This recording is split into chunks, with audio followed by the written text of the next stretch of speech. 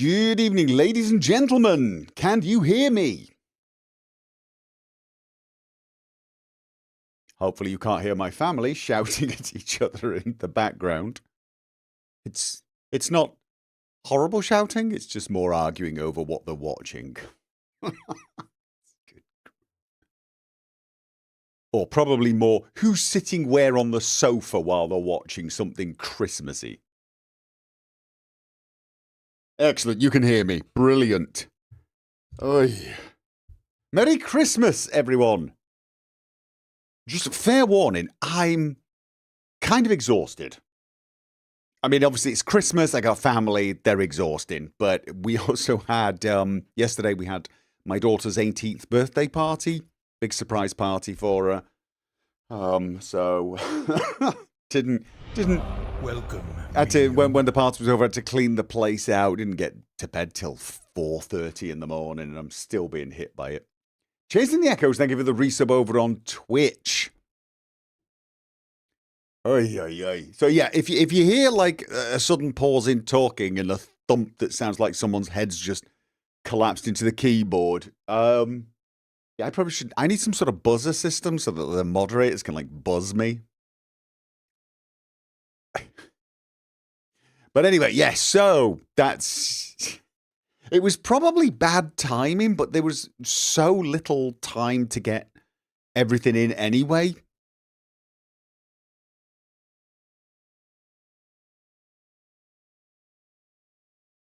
You know, I mean, when you've got a kid who's got a birthday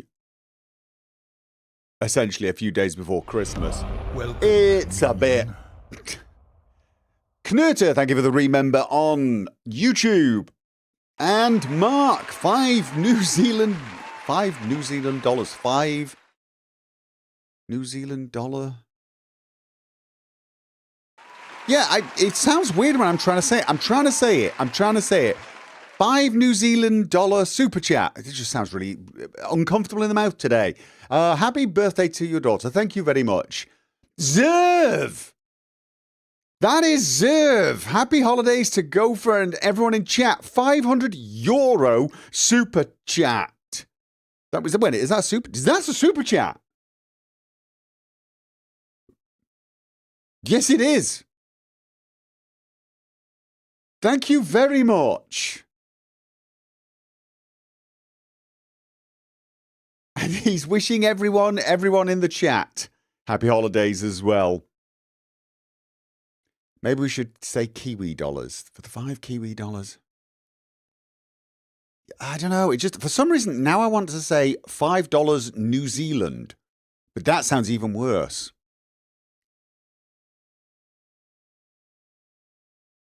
I mean, I guess with US, you do US dollars, it sort of flows a little. Australia.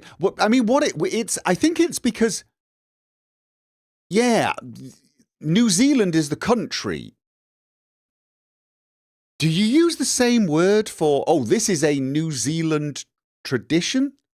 Because, like, for example, we'll have, someone from Britain is British and they have a British tradition. A person from New Zealand is a New Zealander. I know you use Kiwi, but what would be the official? New Zealander? But then what would you have as a New Zealand tradition? Do you just use the name of the... I can't believe this is what you tuned in for on Christmas, isn't it? Welcome, minion. Word questions with Gopher. US dollars, Australian dollars. Is it New Zealand dollars, though? I mean, it's Canadian dollars, but it's not Canada dollars. Do you know what I'm saying? They're Kiwi traditions. So you guys, I mean, like, if you were trying to explain to someone who didn't know what Kiwi meant... Welcome, minion. What would you say? It's a New Zealand tradition? Or would you just say Kiwi and wait for them to go, what the hell are you talking about? Probably the latter. Tasty Punisher, thank you for the resub over on Twitch. You want to say New Zealandic for some reason. Yes. Def Love, thank you for the $50 super chat. Merry Christmas to you too. Why have I not switched the page from this one? I've got this. Look at that. How Christmassy is that? How Christmassy is that? Hmm? They're often called NZ dollars, New Zealand dollars. Yeah, I think New Zealand is one of those things where you just use the country as the adjective. You know, you got France, French, Germany, German, but it's New Zealand, New Zealand. Did I see the very recent urgent news about Test 6 go? Okay, no, don't. I'm not answering questions yet. We're doing questions answering in a minute. I'm just saying Merry Christmas to everyone. Just spell the letters and stop arguing yourself into a hole. I can't help it. I need to know now. Canadians call their dollar the loonie. I don't know if that's true or not, whether you just made that up, but I love it. The real question, if it's New Zealand, where's Zealand? Also, another great question. I'm not answering questions. I'm posing them at this point. Can't do super chats. Always get an error message.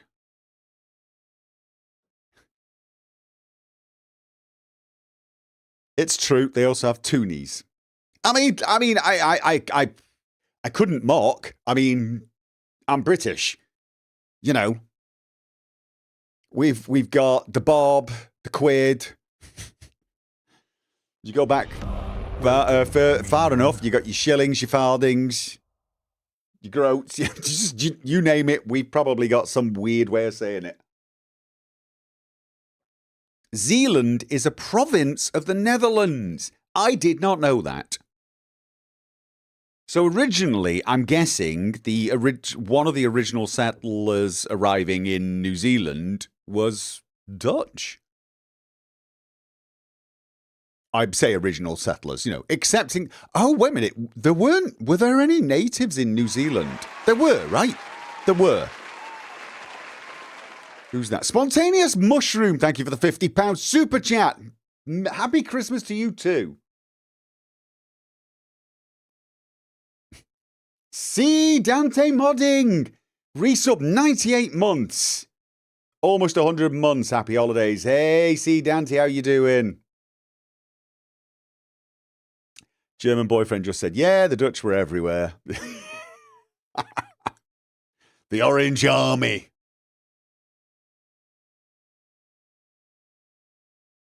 Mm-hmm. Tasman was a Dutch explorer. Okay.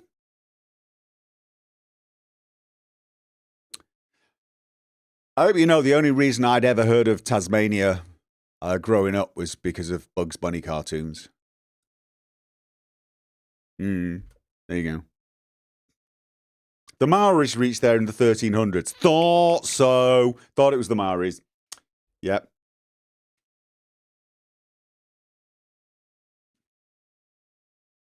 So anyway, yeah. Lot going on. It has been an extraordinarily I'm not going to say the word tough year. At least not, I mean, I feel embarrassed calling the year I had tough when there's so many people having so much more tough years than I. But it's been a bit of a year, hasn't it? 2025. Inflation has gone completely nuts worldwide. Everyone's having, oh good God. Chasing the Echoes, thank you for the $35.22 super donation. I'm going to guess that was a currency exchange rate number. You didn't type that up, didn't mean something, right? 35.22, like some sort of code I'm supposed to know. So yeah, yes, thank you very much for that, Chasing the Echoes. But yeah, it has been a tough year for everyone. The world everything's so expensive at the moment. And I'm not even talking about RAM because of AI. I'm just talking generally everything. Inflation's gone completely nuts. Everyone's finding it tough.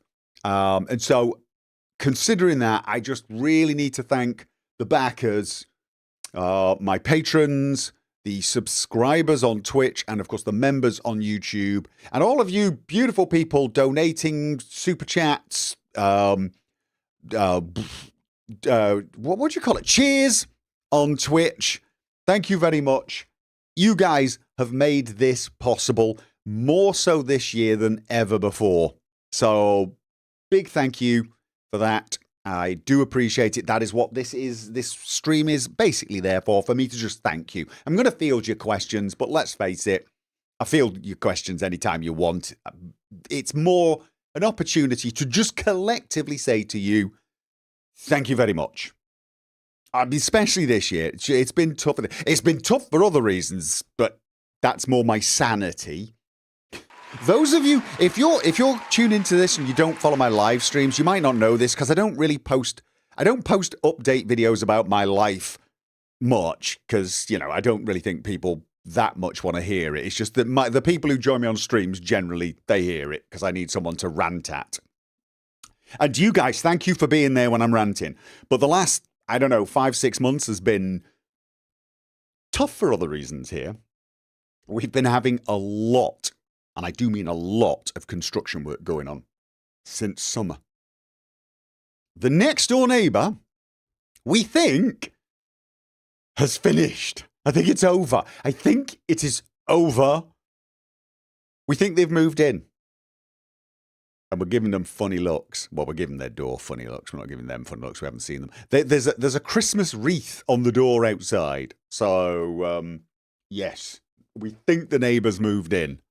They haven't cleared all the bloody garbage outside the door. Mark Hollenbach, thank you for the €2 super chat.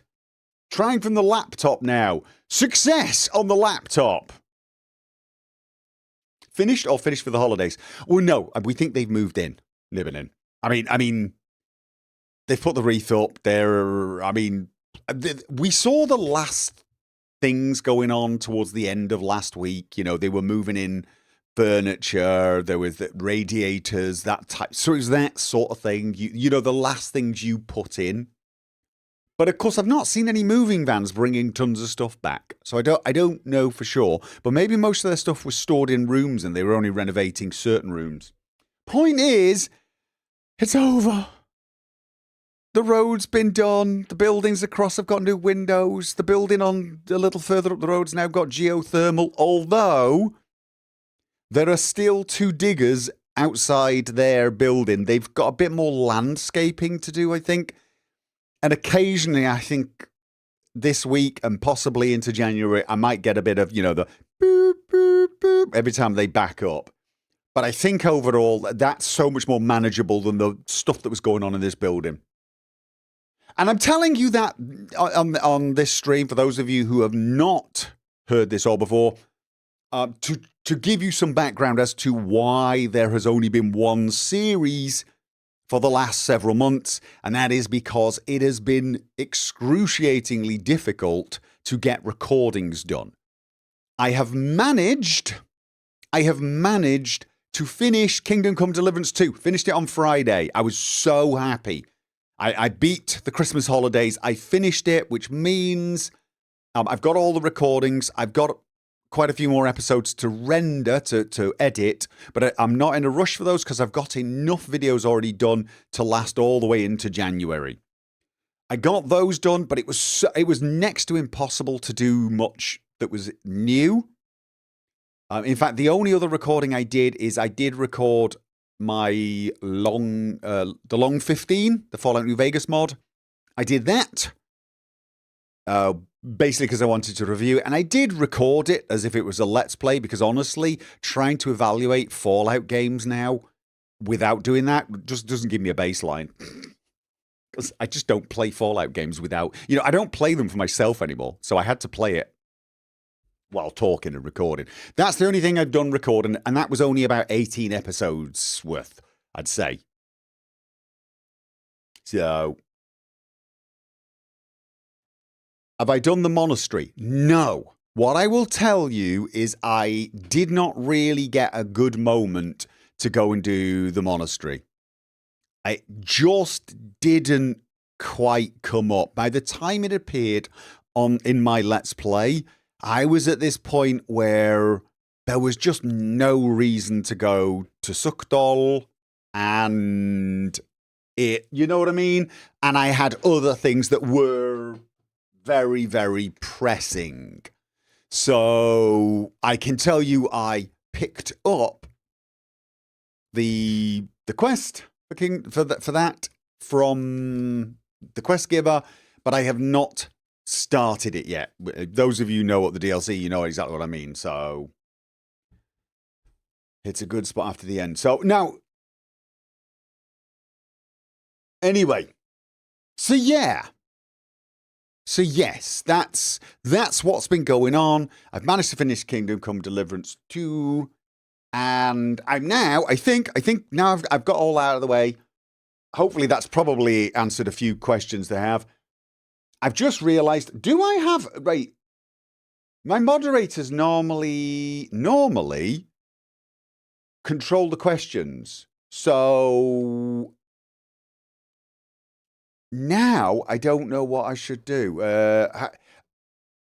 Moderators.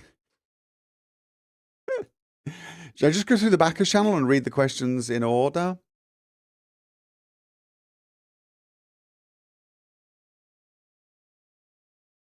Start answering them. Right, where did I never really just where did we start? I'm gonna have to go. All right, I think it was somewhere.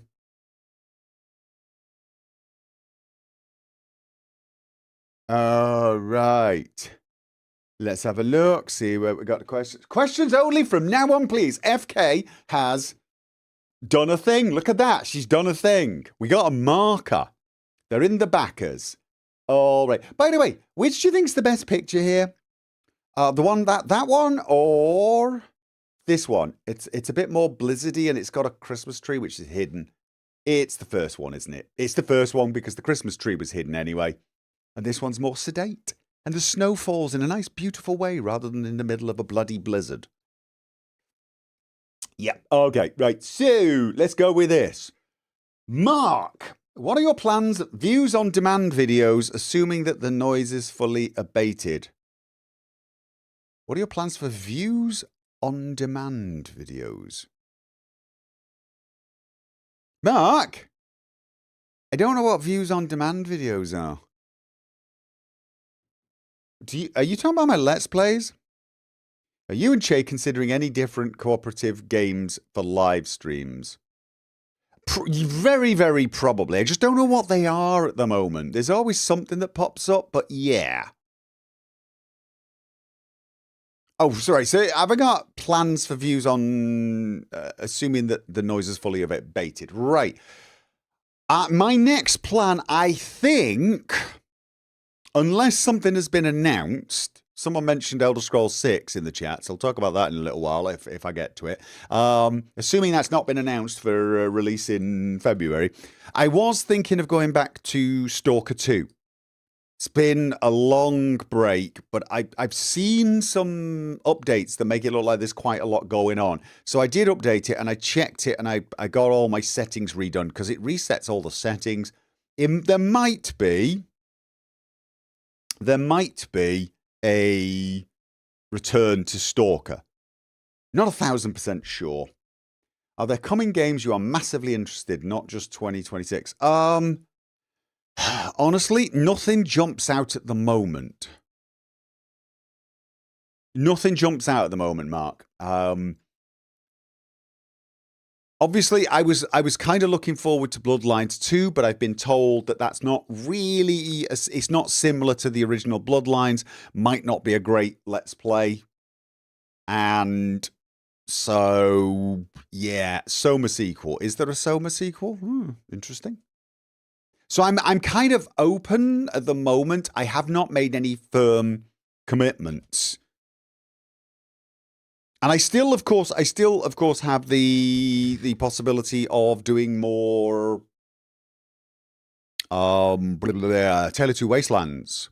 I did fancy doing Point Lookout and the Brotherhood one, possibly.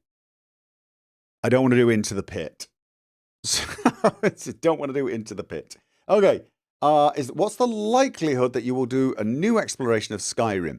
I'm going to say minimal likelihood, Mark, on Skyrim. It's really kind of difficult to come up with something completely new each time. You know, Richard was well, I mean, most of my characters are a little unusual, yeah? Richard was fairly unusual. I think Leonard was massively unusual. I don't know how to top that. Of course, I do have Derek, my VR character. I would like to return to VR if I can get my VR legs again, but I've been having difficulty getting the stabilization program I was using working with Skyrim now. It just stopped working, caused it to crash all the time.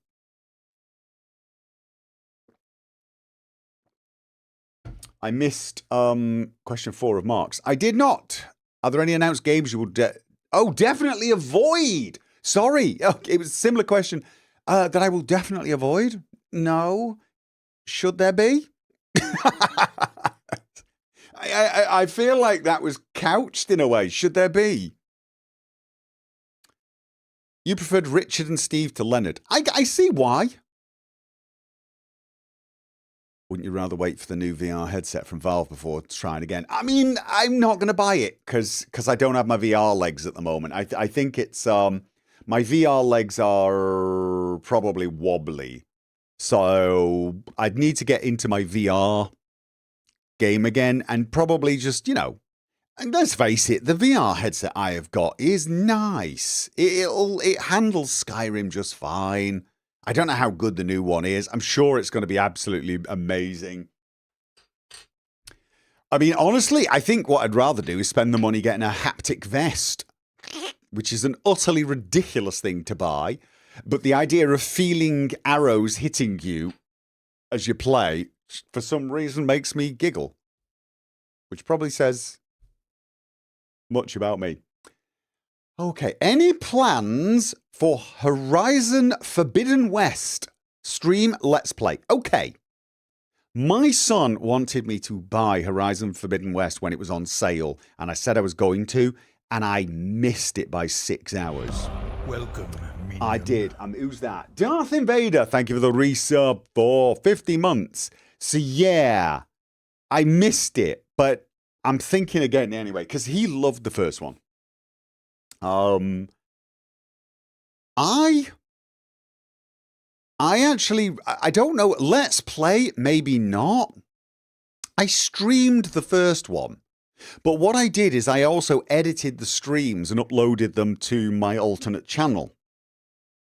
The playlist is actually available on my main channel now. So if people didn't realize I had another channel, I do. It was just for uploads of live stuff before I started streaming on YouTube. For Horizon Zero Dawn was one of the ones I started playing for myself, but I was so impressed by it and everyone was loving it so much, I basically streamed the whole thing and I did edit it together in an almost Let's Play type thing. It's a little, if I stream that and I stream it on YouTube, I won't be doing that kind of editing, which, you know, is going to make it feel a little different. Could I do a Let's Play of instead? I wouldn't rule it out, but I still feel that's one of those games it's a good game. It's a good story-driven game, but it's a little hard for me to Let's Play. It was a bit easier to stream. I think some games are easier to stream, and that might be one. So yeah, maybe I'll stream it. Shadowlin, aka Sergeant Hammer's Vids. Curious as to what game you're most looking forward to in 2026, either the channel or yourself. I gotta be honest with you, that's one of the really, really difficult questions for me to answer, because I don't know really what is coming out in 2026 that I should be looking forward to. I can't stop watching the Merry Christmas message, says Numinal Angel. JJ Potter, thank you for the £5 super chat. Sorry for being late, but hope you're doing well. Merry Christmas to you all. Thank you very much, and Merry Christmas to you too. Yeah, honestly. Oh, it's on winter sale now. Well, yeah, Elfrich donated $66.29. Merry Christmas, Gopher. Oh, God. Right, this is a... Thanks for another year of great content. Thank you very much. Sorry, I couldn't read it on time. I was reading it on the screen. See, yes, thank you. I'm guessing again that was a different donation, unless there is some sort of code being spammed at me now. So I don't know. I will be honest. I think I was waiting for several things this year, including Bloodlines. Then there was Avowed, and of course there was the Outer Worlds 2. But nobody, and this is the really strange thing, nobody has come up since those games have been released. Nobody has come along to my channel or my streams and said, I want to see you play Avowed, or I want to see you play Bloodlines 2, or you know, the Outer Worlds 2. And the Outer Worlds was one I did a Let's Play and a live stream as well of one of the DLCs. People don't seem to be that interested in it. So I wonder if the game just didn't get, didn't get the same sort of reaction that it should have. You said you'd like to see Vampire Bloodlines 2. Oh, okay. Sorry, Nibbidum. But you know what I mean? Usually when a game comes out like that, I will get quite a lot. It's a fairly good game. I want to see you do weird games on your streams again. Define weird games. So yeah, I mean, there's a bunch of games that I'd like to try. The tough thing for me is I've got so many games that I would like to play for myself, but I'm petrified that it's going to be a good stream game and I should have streamed it. I hate that. I get this almost like paralysis on certain games. Still not played so many games. And I should just pick one and start streaming it. But with the proviso that I might not carry on streaming it so that I don't feel like I must. Star Wars Jedi Survivor or something. Claire Obscure. I've not even tried that. I've not even double-clicked that. Good grief. What was the one with the anime princess? You're talking about Hatterful Boyfriend, aren't you? Okay. So, is that Nibbinit? Do you guys mind if I disable streamer mode? I think some of the names are visible anyway. It's like, for this particular thing, because you're asking questions for the stream, I want to be able to say your name. I'm guessing no one really cares. So I'm just gonna disable it because it's Nibbinin. I thought it was. I know the game isn't popular, but have you had a look at Bloodlines 2 or planning to play it? I'm definitely going to play it when I've got the moment, when I got the time. Arian, thank you for the $10 super chat. Long live Gopher. Merry Christmas to you and your family. Merry Christmas to you too. Thank you very much. It doesn't have to be a blind playthrough on stream, I know, I've got to get out of that panic as well. I could play a game, get halfway through it and go, well, you know what? This is a let's play and just start again, couldn't I? I should get out of that panic. I feel guilty. I'm going to be completely honest with you. I feel guilty whenever I play anything for myself, which is probably why I've bought a few games and never got around to playing them. I do. I feel genuinely, honestly guilty if it's something that I've never played before. Like I could do a replay of Cyberpunk and not feel guilty. But, something new, feel guilty. So, all right, let's have a look. Enidan,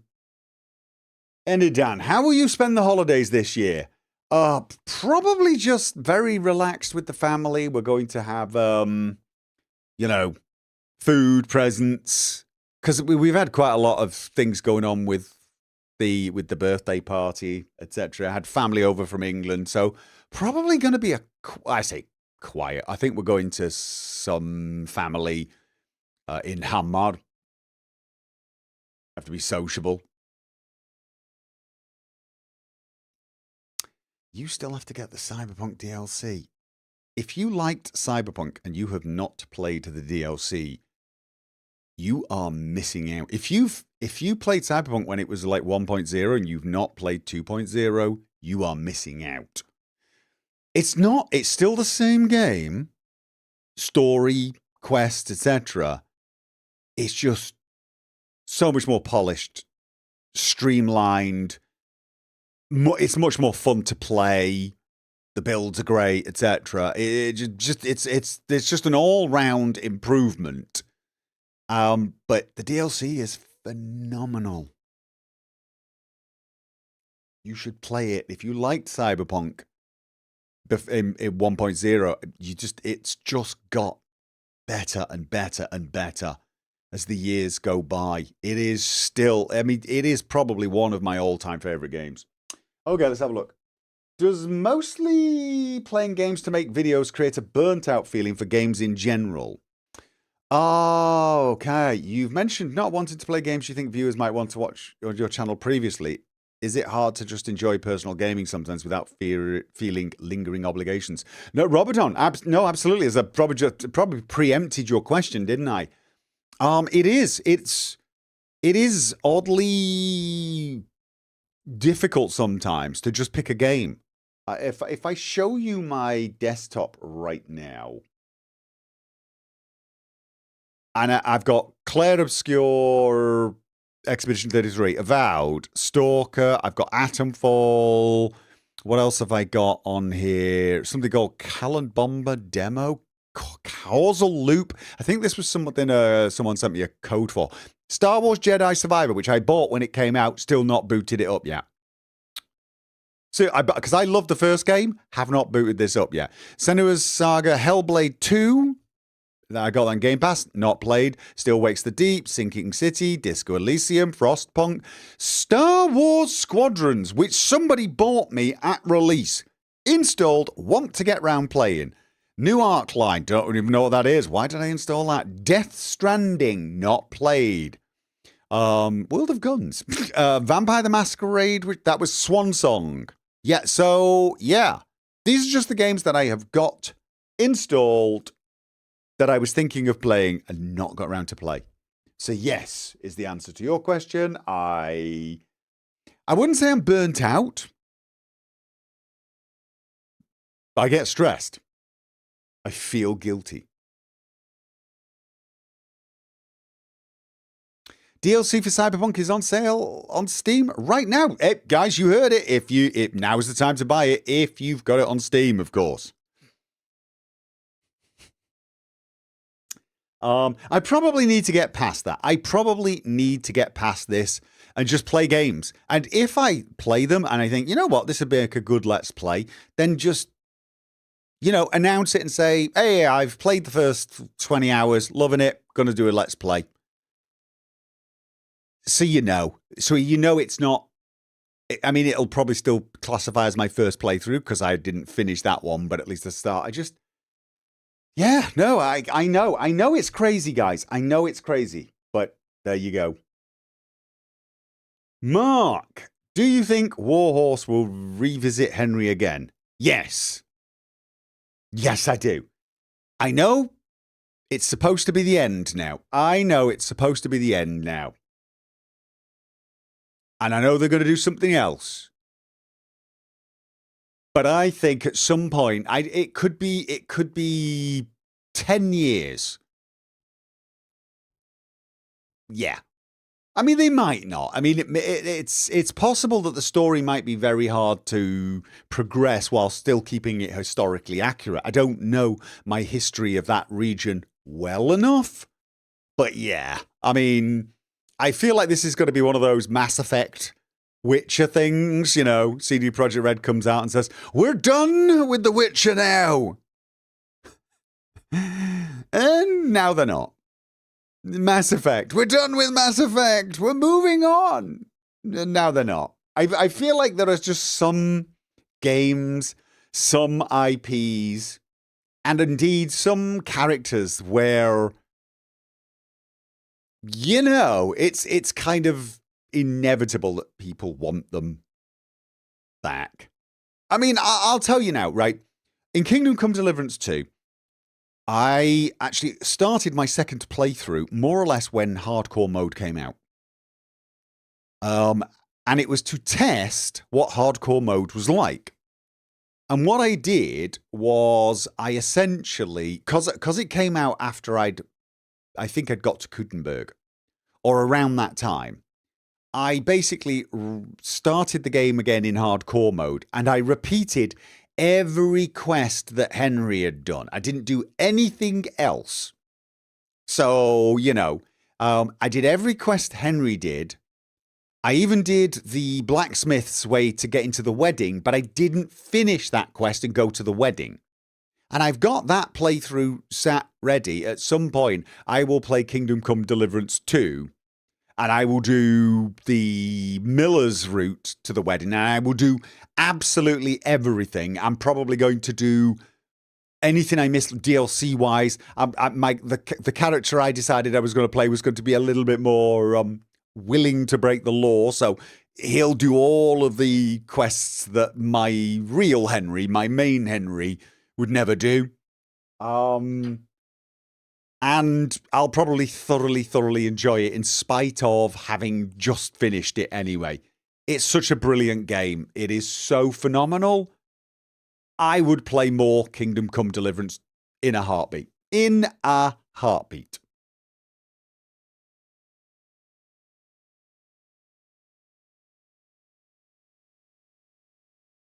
KCD with guns or wands is acceptable. I mean, look, I don't mind if Warhorse want to make another game, a different game.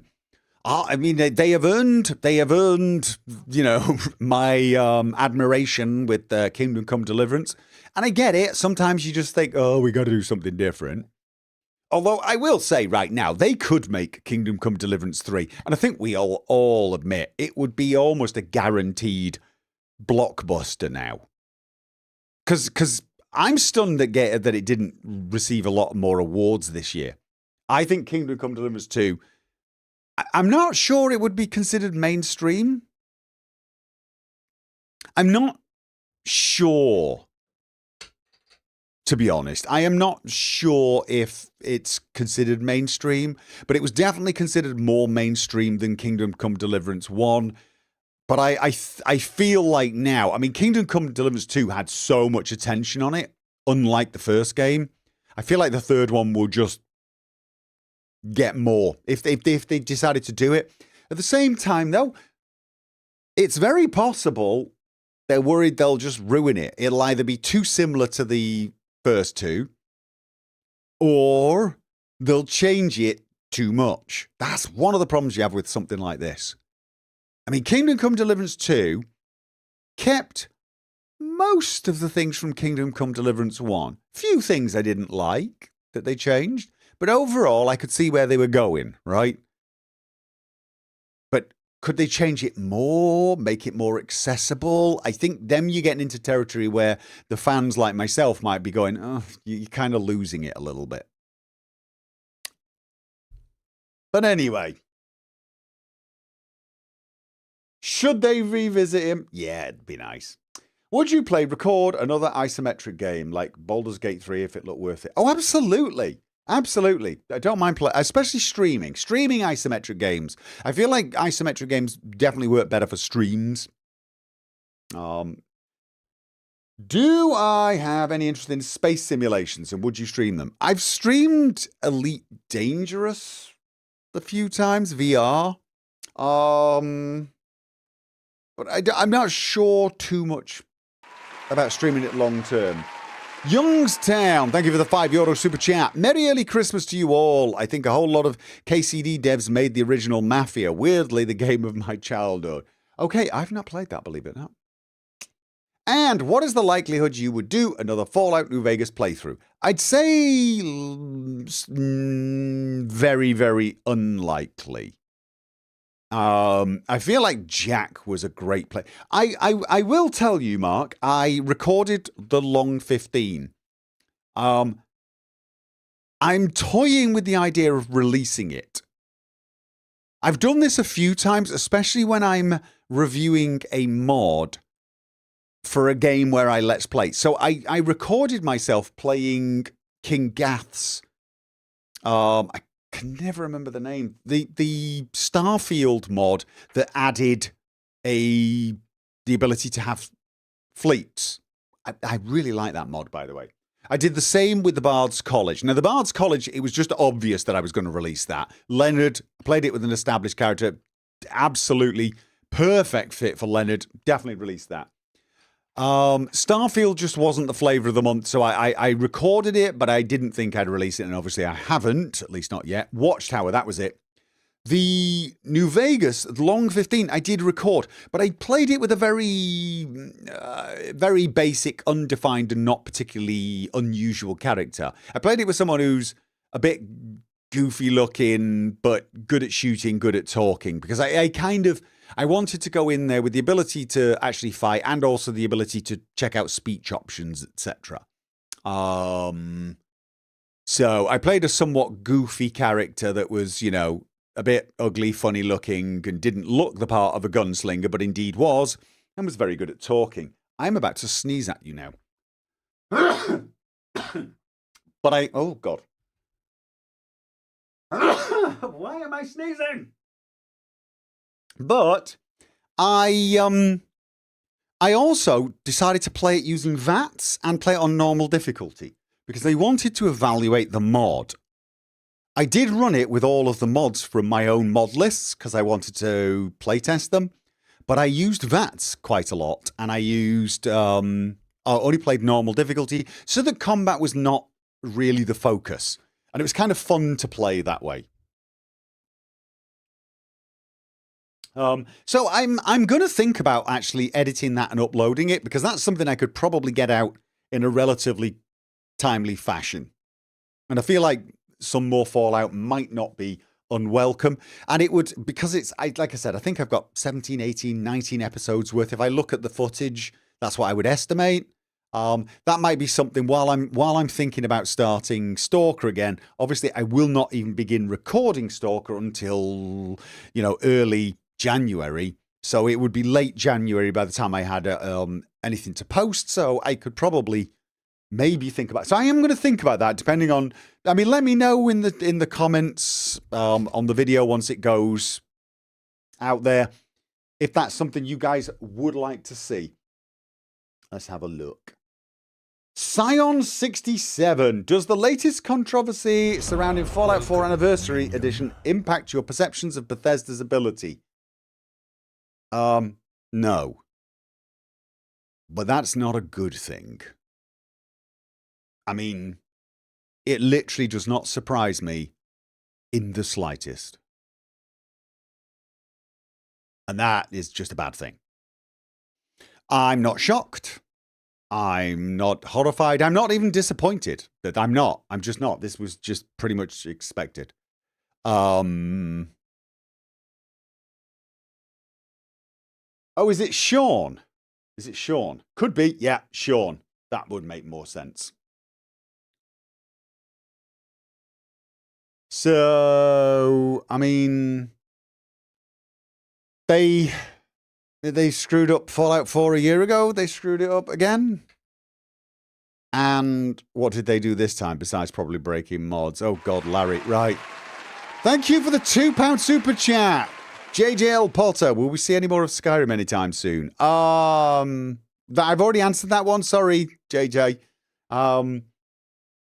What did Bethesda do? Okay, so not only did they release another version of the bloody game, the first thing is it's essentially you pay money for a bunch of the Creation Club content.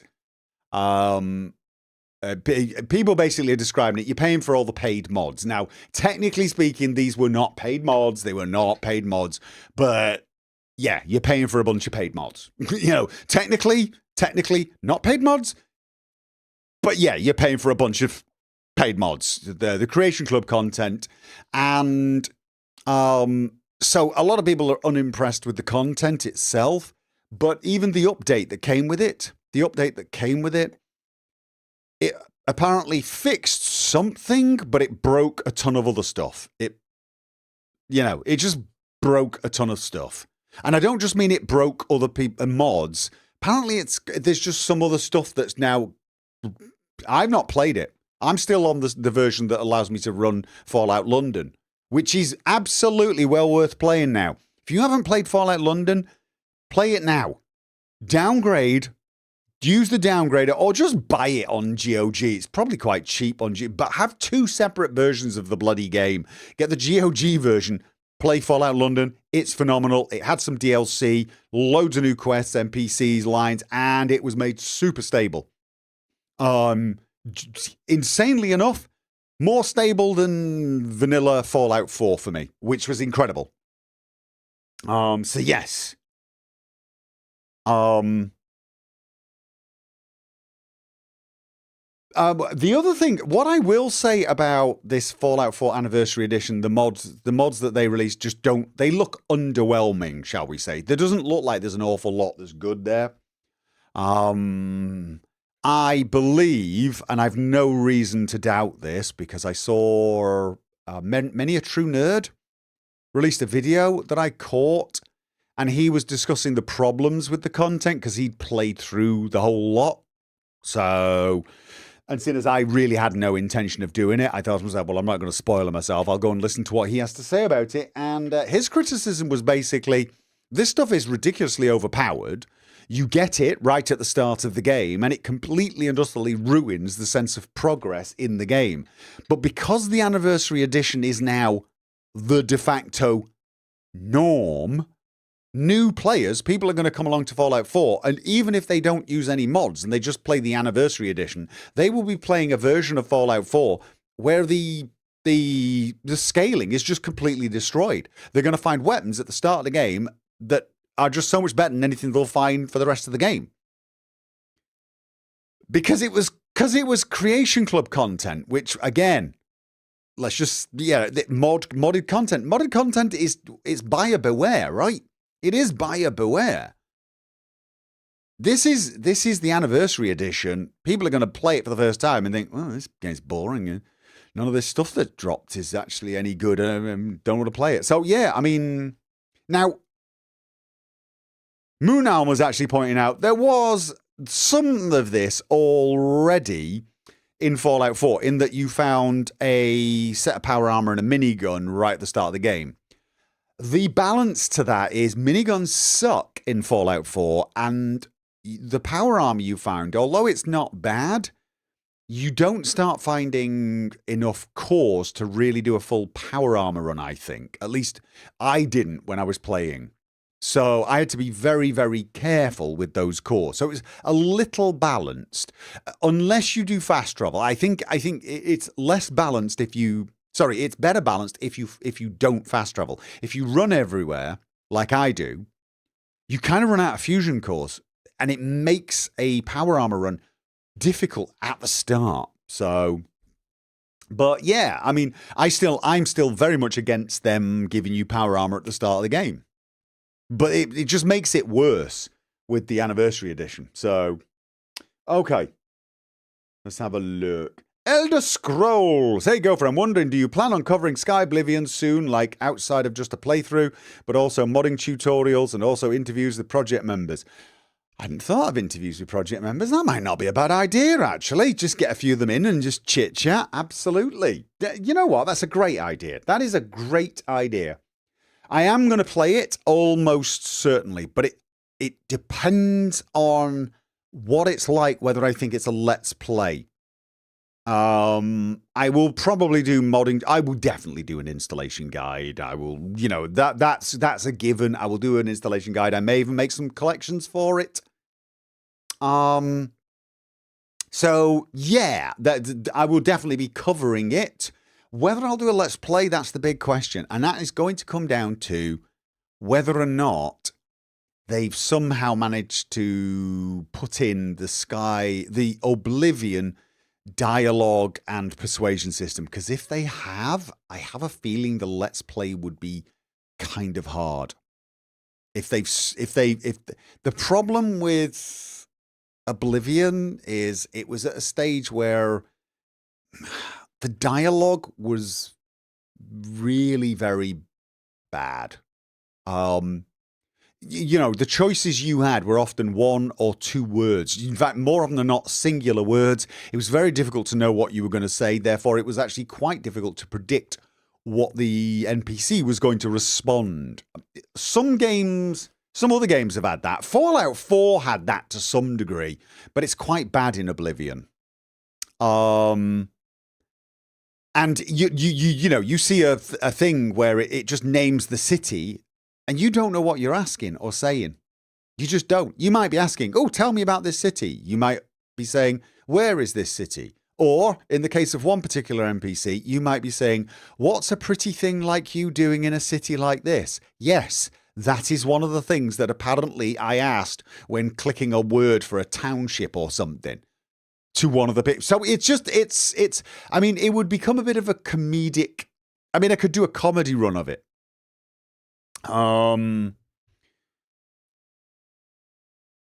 Maybe I'd do a low IQ person who could only speak in single words very loudly.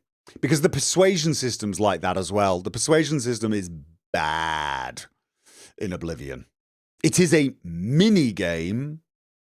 And also, the way it's implemented in Oblivion, you're sort of semi-obliged to engage with it as you meet a character.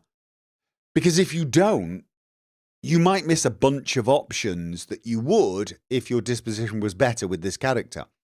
And sometimes you will not be able to go back and do it once you realize, oh, no, this guy's got a quest. I think I'll need to charm him and then do the persuasion. It might not give you the options. So you kind of have to walk up to every NPC and go, insult, compliment, joke, threat.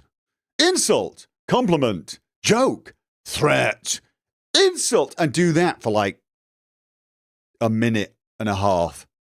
And I just couldn't role play that. So if Skyblivion's gone that route, I will probably stream the game. If they've kept the Skyrim dialogue and just adapted whatever the lines are, I'll probably let's play it. So, yeah. So very much going to depend. I mean, people like to look back on things like Morrowind and Oblivion with rose-tinted glasses, and love to dunk on Skyrim. But Skyrim was a massive step forward for BGS games. It was. But then I think that step forward came when they did Fallout 3. I think Fallout 3 forced them to adopt a more standardized approach to dialogue. And they kept a very similar system for Skyrim, which was orders of magnitude better than their previous ones. Welcome, minion. Wildroth, I give the resub over on Twitch. But yeah. And I'm going to say it, and I know I'm going to get some challenges, so fight me. Starfield was their best dialogue system yet. There, fight me.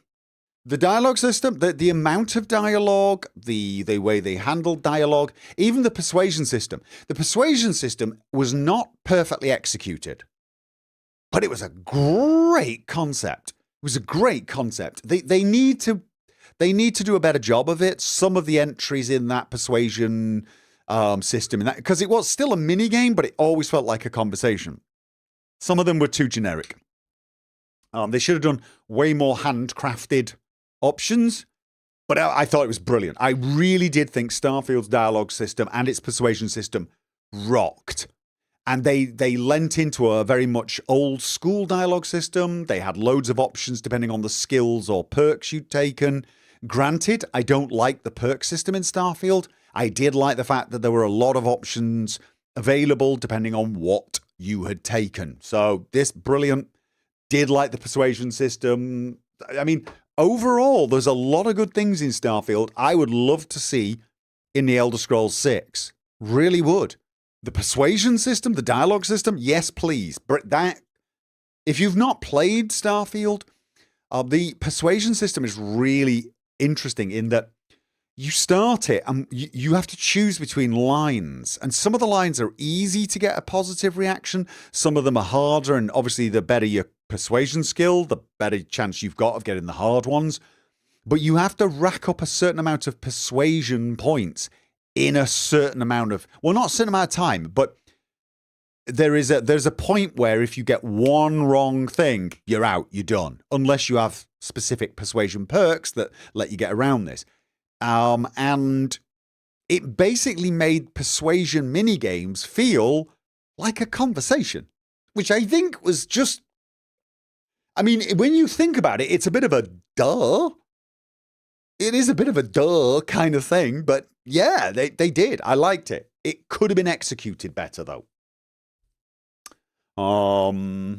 Starfield 2 might be on the way next year. Yeah, I've heard something vaguely about that. Let's have a look. So anyway, Skyblivion, maybe. We'll see. Crystalline Flame. I'm already a patron, but what else helps you most as a streamer? Does letting ads play, watching videos in one sitting, or engaging in specific ways? I mean, watching ads always helps, but honestly, probably things like premium membership. If you become a member on YouTube, that helps me out, obviously.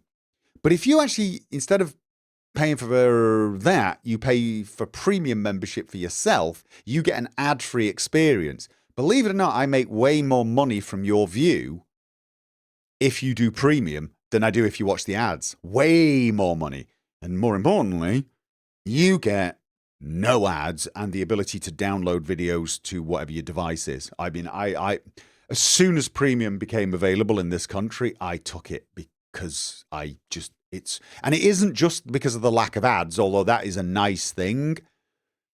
I like being able to download things onto my phone so I can listen to them podcast style and switch the screen off, because I do believe if you don't have premium and you switch the screen off with the YouTube app, it stops playing. I think. I might be wrong, but anyway, so that would be how I recommend it. But honestly, if you're supporting me on Patreon, thank you very much. You're already doing tons. Again, I've said it before, you're making this possible. Please don't feel like you need to do more to support me. But as I said, if you do have the money for it, I love premium anyway. Yeah. Let's have a look. Have you ever considered leaning into immersive roleplay or in-character roleplay as the primary label rather than let's play for your videos? I feel like people who watch things like Critical Role would be a better target audience than regular gamers. I mean, I no longer use the term let's play when I make titles. I just put the title of the game, the episode number, and then some other title. I'm still not 1,000% sure what the best way of doing titles is. There's arguments backwards and forwards. Some people think you shouldn't even put the episode number in because that scares new viewers away. But people who like to watch series love numbers because they like to know where the hell they are. And honestly, I feel like for me, it's better to keep the current viewers happy. Calling it immersive roleplay, I'm going to say I understand why that might attract some people who are looking for an immersive roleplay type thing, but I never use the description roleplay. I never describe what I do as role-playing. And the reason I don't is because, well, there seems to be a lot of personal definitions of what the hell role-play means. And so you say, oh, this is a role-play of such and such a game, and you're going to get 10 comments a video going, this is not a true role-play. You didn't say the a single time. You know what I mean? You invite a lot of people who think the only way to role play is if you speak with a posh British accent when playing a fantasy game. And I'm serious. There are people who will tell me that they find, American accents problematic when listening to role play of a fantasy game, and I'm like, I don't understand. Oh, well, it's British. It sounds like British fits more. Why would modern British English accents sound more fitting for Skyrim? I mean, if anything, you want a broken Norwenglish accent. But I do appreciate, I guess what I do could be classified as role playing. I do get into the character. Now, sometimes it's a very defined character like Leonard. Other times it's just I sink into the character. I sort of become them, but I am also myself. I'm playing as if I were there. Yeah. So, for example, when I played Alien Isolation, I became Ripley, but I didn't play Ripley. I didn't say to myself, this Ripley is going to have these character traits. That Ripley was just me. But I sank into the game and felt like I was there. So immersive is probably a better description. Sometimes I'm role playing, sometimes I'm immersing. It's and again, I avoid these labels because it is amazing how stick up the butt some people get about it. Oh God, it's like the whole what is a role-playing game conversation. Oh, yikes. There are some people who believe that term means an awful lot of things it really doesn't. But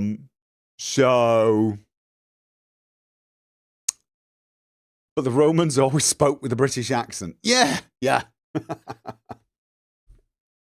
I don't know. Look, here's the thing, Crystalline Flame. If I change the title to something like immersive roleplay, might it get me more views? I don't know. Maybe I should just put that in the tags. So when people are searching for immersive roleplay, they get mine. I could put it in the tags, but I don't think the algorithm's using tags anymore. Honestly, I'm beginning to think the algorithm is really ignoring stuff like that. Okay, let's go. Nutty Comic. The FNV and Skyrim modding scene keeps being awesome, bringing out amazing mods every week. Any interest in going back and making mods yourself again? I don't think I'm going to make mods for myself, Nutty Comic, but I have started updating a lot of my mods here and there.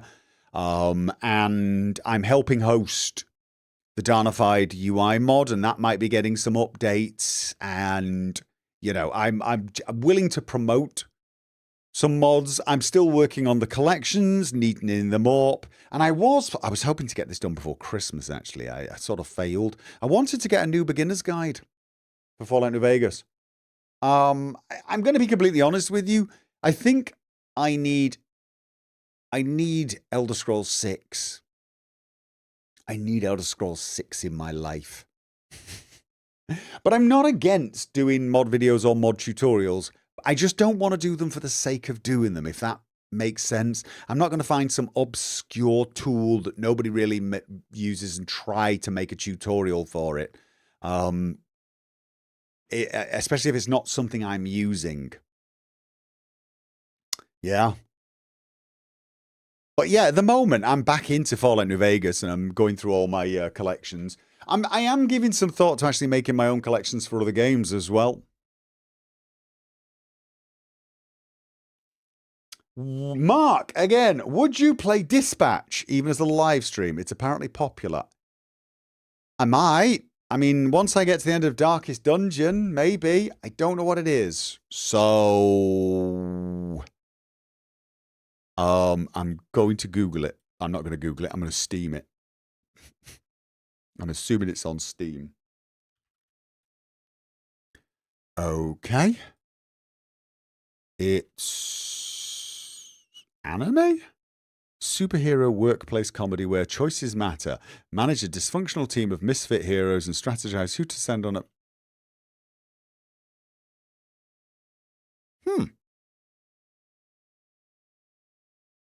Okay. Maybe. I don't hate the look of this.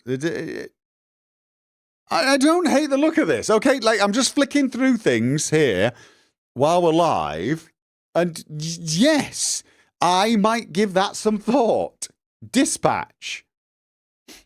Okay, then. That's interesting. I'm going to put that on my wish list so I remember it. It's like my list of things to check out later. Okay. Is it kind of like XCOM but for with superheroes? I mean, I don't that type of thing.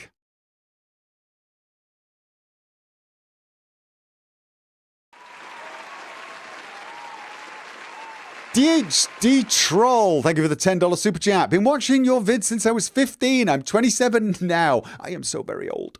And my girlfriend and I have been rewatching all your series together. Thank you for the years of entertainment. Looking forward to the Elder Scrolls 6 series. Thank you very much. Oh, thank you very much. It's like a Telltale game. Oh, you mean like The Walking Dead? Okay. All right. The superheroes. Do I get to name them?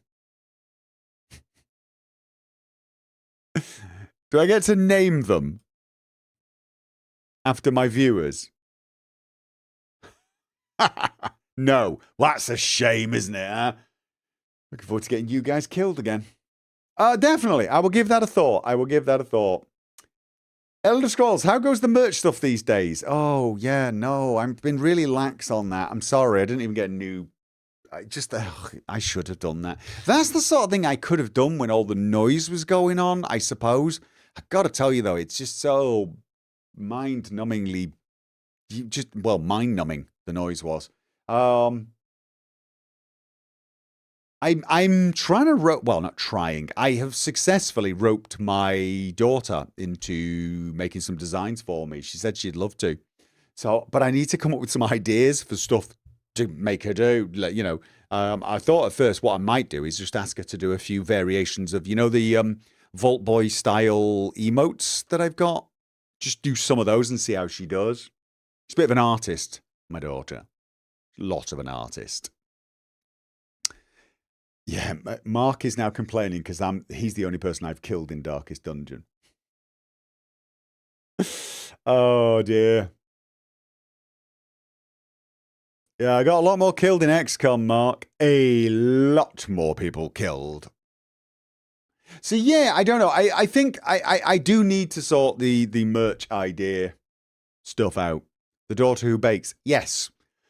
She makes great cakes, and she's a bit of an artist. I think, if anything, she wants to be like a clothes designer type thing more than anything. But she's studying baking because she loves baking cakes, and she loves decorating them more. So, and she's all grown up now. It's 18. It's another one. I'm getting old, guys. Okay, what games do you like playing for fun but not VODs live streams? Well, I think we've already covered these, haven't we, Mark?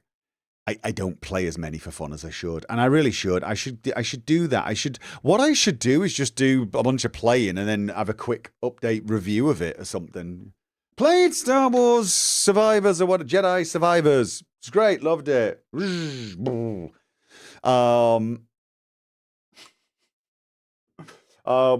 Yeah.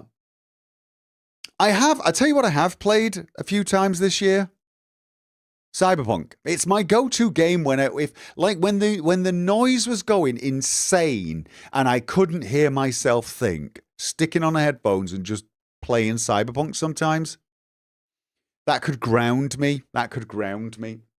I did, believe it or not, a very recent, very quick, and I do mean very quick, play, as in like skip all the dialogue. I know I don't do that normally, but this was a test play because somebody challenged me on one of my recent videos where I was basically giving advice to Quorico on what to play, and this person said, I play a Netrunner and by level 15 I'm godlike. And he basically said, I've got this sort of, this tier of hacks. And I'm like, I'm sorry, is that possible? I was a bit like confused because I'm looking at it thinking, you can't get tier 2 stuff at that level. Because you could, turns out hacks, you can get hacks early.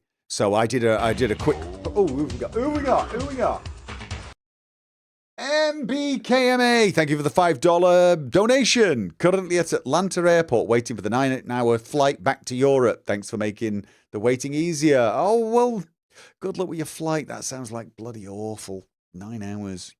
Yeah, oh, that does sound bad. Oh, try and sleep during it, I'd say. So, yeah. I mean, so, yeah. So I thought to myself, I really, really thought to myself, okay, I've never ever played a netrunner, a pure netrunner, where shall we say, I'm not going to say min-maxed, but really, really went out of my way to get specific things very early. But this time I did. So I essentially did a quick playthrough to see how early I could get different hacks and whether or not that would make life easier because Cyberpunk now has level scaling. If getting tier 2 several levels earlier than I thought you could, because I thought tier 2 only started appearing at about level 10 or 11. This is not true on hacks. They start appearing about level 5 or 6, which doesn't sound like much of a difference, but it's bloody enormous, I can tell you. So I did. And this man was right. Pure Netrunner, I have created a brain-melting Netrunner. My Netrunner is insane. Absolutely insane. And has been powerful pretty much since about level 15. Level 15 got powerful by about level 30. I mean, level 30 in Cyberpunk, you're normally overpowered. No, I was godlike. Quite literally godlike, and the build basically ends at level 48. Although technically you can still keep building it beyond that, obviously, but by that point it's just silly. My Netrunner was just running around quite openly, taking out 20 and 30 guys. Like literally, there's 20 or 30 guys there. Let's just walk in there and melt everyone's brains. No stealth. Didn't need to duck, do the little ninja run or anything like that. So I did that as a test. Thoroughly enjoyed it. Cyberpunk's one of those games where I enjoy going back and trying new builds, crazy builds. But this wasn't even a new or crazy build. This is sort of an old build that I've not really done properly since 2.0. I did a pure Netrunner build 1.0, but I've not really done a pure Netrunner. My first playthrough on Phantom Liberty, the new character I did for 2.0, was a Netrunner. But and you could argue she was pure Netrunner, but she was a Netrunner who did use hacks, but also liked to use smart weapons. She was a bit of a run and gunner. This time I just went in as a brain melter. I went in and wow! Overpowered. So so sometimes I do that for fun because I don't feel guilty doing that. I don't feel like I'm robbing you of anything. Little tests like that.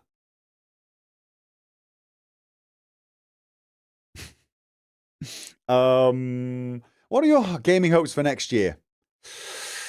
I don't know. Sky Oblivion, I think. Yeah. Do you ever go cross-country skiing? No. No, I do not. Looks way too complicated and way too tiring. I will snowboard, and that is it. Merry Christmas to you, Gopher. Controversial question or not, I wonder what you think about the option of romancing hands in KCD2. I personally like you can go that route optionally, but what do you think? How it fits well into the story, in your opinion? Yeah, I only just realised that very, very late on. I obviously did not take that. My Henry's a bit of a ladies' man. Also, to be honest with you, I mean, I'm not sure why. Controversial because it's a gay relationship. I've got no problem with that whatsoever. But for me, no. Hans and Henry, my Hans and Henry, they were like borderline like brothers. So it's less the problem of it being a gay relationship and more of it being an incestuous one almost. So it's not one I think I would take. I would take, at least not on my canon Henry, because my canon Henry's definitely more or less your typical knuckle dragging man when it comes to that side of things. If you hadn't noticed, I'm not saying he's a total player, but you know. Failed a few. I think I failed a few of the romances. I think I failed a few. There's some that I think I could have got and I didn't get because I probably took the wrong options. But yeah, no, just for me, Hans very quickly in Kingdom Come Deliverance 1, Hans became my boy. You know what I'm saying? He's kind of like Jackie in the early stages of Cyberpunk or Johnny later on. So yeah. If it's a question about it being a homosexual relationship, no, could not care less. You know, I generally avoid romances if I'm playing a woman. I don't like romancing guys in games. I don't. And it's because I find it very hard to relate. Because if you haven't guessed by now, I'm basically as straight as you get. I got no problem with it. And I like in Cyberpunk, for example, I love both Kerry and I love River. I can't. This is where my ability to take on the role of someone else just sort of breaks down a little bit. Because I find Judy cute. I find Panam dead sexy. You know what I mean? It's dead easy for me to feel flirty with them. It feels weird with the lads. That's it. It just feels a bit odd for me. So yeah. I mean, let's face it. If I play a female character, when I played my female V, I'm just playing me. I'm just playing me, but with the option to have better clothing. Because it is true. The female V, she gets better clothing options. Sorry, she does.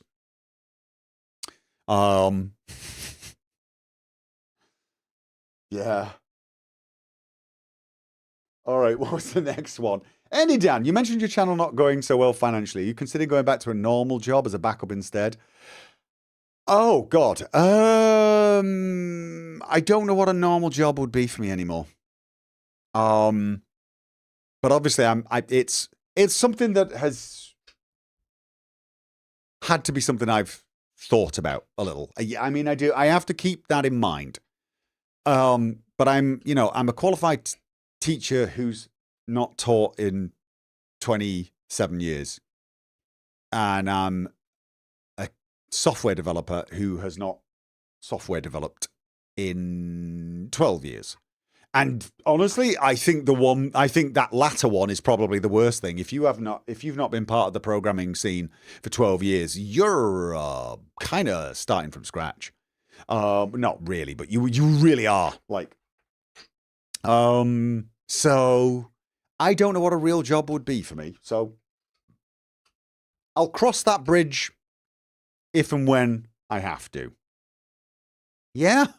I mean, luckily you beautiful people, you amazing backers have made it so that I am at least able to just, keep treading water for a little, use a little bit of savings occasionally when it's a bit tough. And I can keep this going. My hope is if I can just keep this going until all the kids have grown up and flown the coop. Welcome. And minion. maybe we can pay off the mortgage or something. Maybe things will just get a little easier and I can just keep doing this. I'm not really planning on retiring. So I know a lot of people retire around about 65, 67, and which is only, 11 or 12 years away for me. I'm thinking, you know what, if I have to keep going till I drop dead or then I can think of worse things to do when you're in your 70s, yeah? If people are still willing to, because I can't imagine my sense of direction or memory for names is going to get better with age, guys. So it could get comically bad. I don't know. We'll just have to see. I'm not writing this off just yet. Obviously, this year's been really hard. It wasn't made easier with me losing partnership, but I got it back again. You guys, I mean, the people came to my aid on Patreon. They helped out. You guys really did make it so that I can just keep going a little while longer. And if I can keep going a little while longer, who knows? Maybe things will turn around. Yeah. So let's go with that. Let's stay positive. Not sure what I would do. I actually feel like if I was going to get, like, let's say a real job, I'm doing the air quotes, it would probably involve me doing something completely different to what I did before. Not teaching and not programming, but maybe working with a company and doing stuff with their... Zervanir! Thank you for the $500 super chat. New channel idea, learning how to code with Gopher as we take the journey together. Oh my God. No. No. I mean, I love you, man, but no. Oh God. Have you ever coded?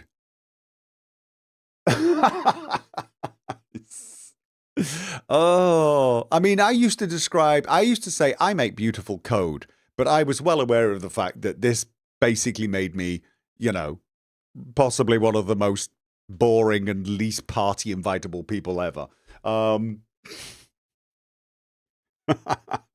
You're probably a much better video editor than programmer at this point. Probably. But I think if I was, I'd probably end up trying to get into somewhere like, I think FunCon are still here in Norway, and trying to work with them maybe on like video production on games, social media or something. This is probably, I would be doing something that at least where my years of YouTubing and streaming were also applicable. Probably.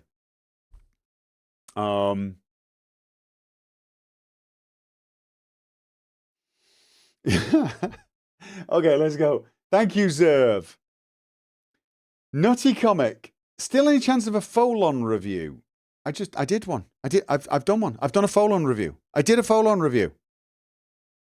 I did a Folon. Well, I mean, I think the title of the video is something like, is it worth installing Fallout London now?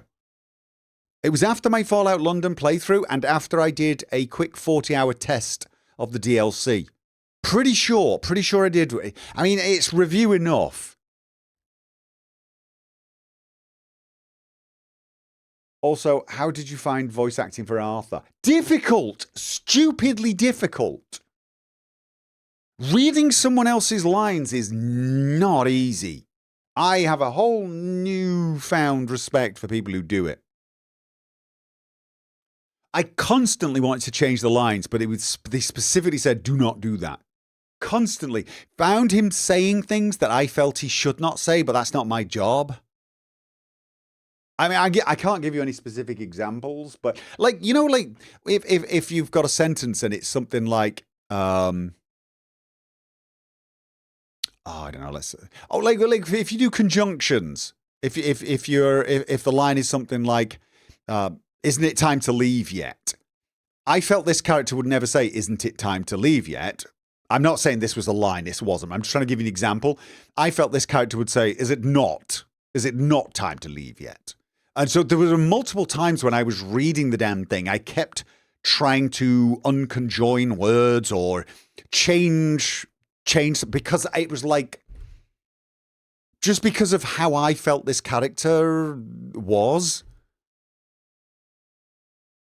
And it's really hard for me because I don't read other people's lines. I don't even read my own lines. I just blab out what comes to mind. In fact, I believe it sometimes skips the mind. A quick 40-hour test. Yes. I just basically booted up, started the game again with the new DLC, and played for about 40 hours and played a more stealth pistol type character because I was secretly hoping I'd find dual wielding pistols because it seemed to have them in the DLC trailer. Never found them. And it was dead stable. There were a lot of things that were cleaned up. Performance was better, and there were a ton of new NPCs and dialogue. So I did a semi-review of it. Okay. Any chance of us getting another Cyberpunk 2077 Let's Play from you? What do you think of the Cyberpunk 2 hints? I don't think I'm going to play another Cyberpunk Let's Play. I mean, I love Cyberpunk, but realistically, I mean, I could imagine I'd have to go a different path. And I'd have to play a very different character, I guess. But honestly, I just don't think so. I loved my last playthrough more than my first playthrough. I will admit, there's a side of me thinking blind playthroughs are not the way to go for me. That what I should do is play a game through and then do a playthrough where I know. Because I feel like the character I made for my second playthrough was far better suited to enjoy the content. The first character I played was a nomad, and I've sort of felt like his focus should be saving his life, and it made enjoying a lot of the content difficult. For my second playthrough, I made a character that was almost more like Jackie, I guess. She wanted to be top of the world. She wanted to get to the major leagues just like he did. She wanted to be the winner. She wanted to win every race, every fight.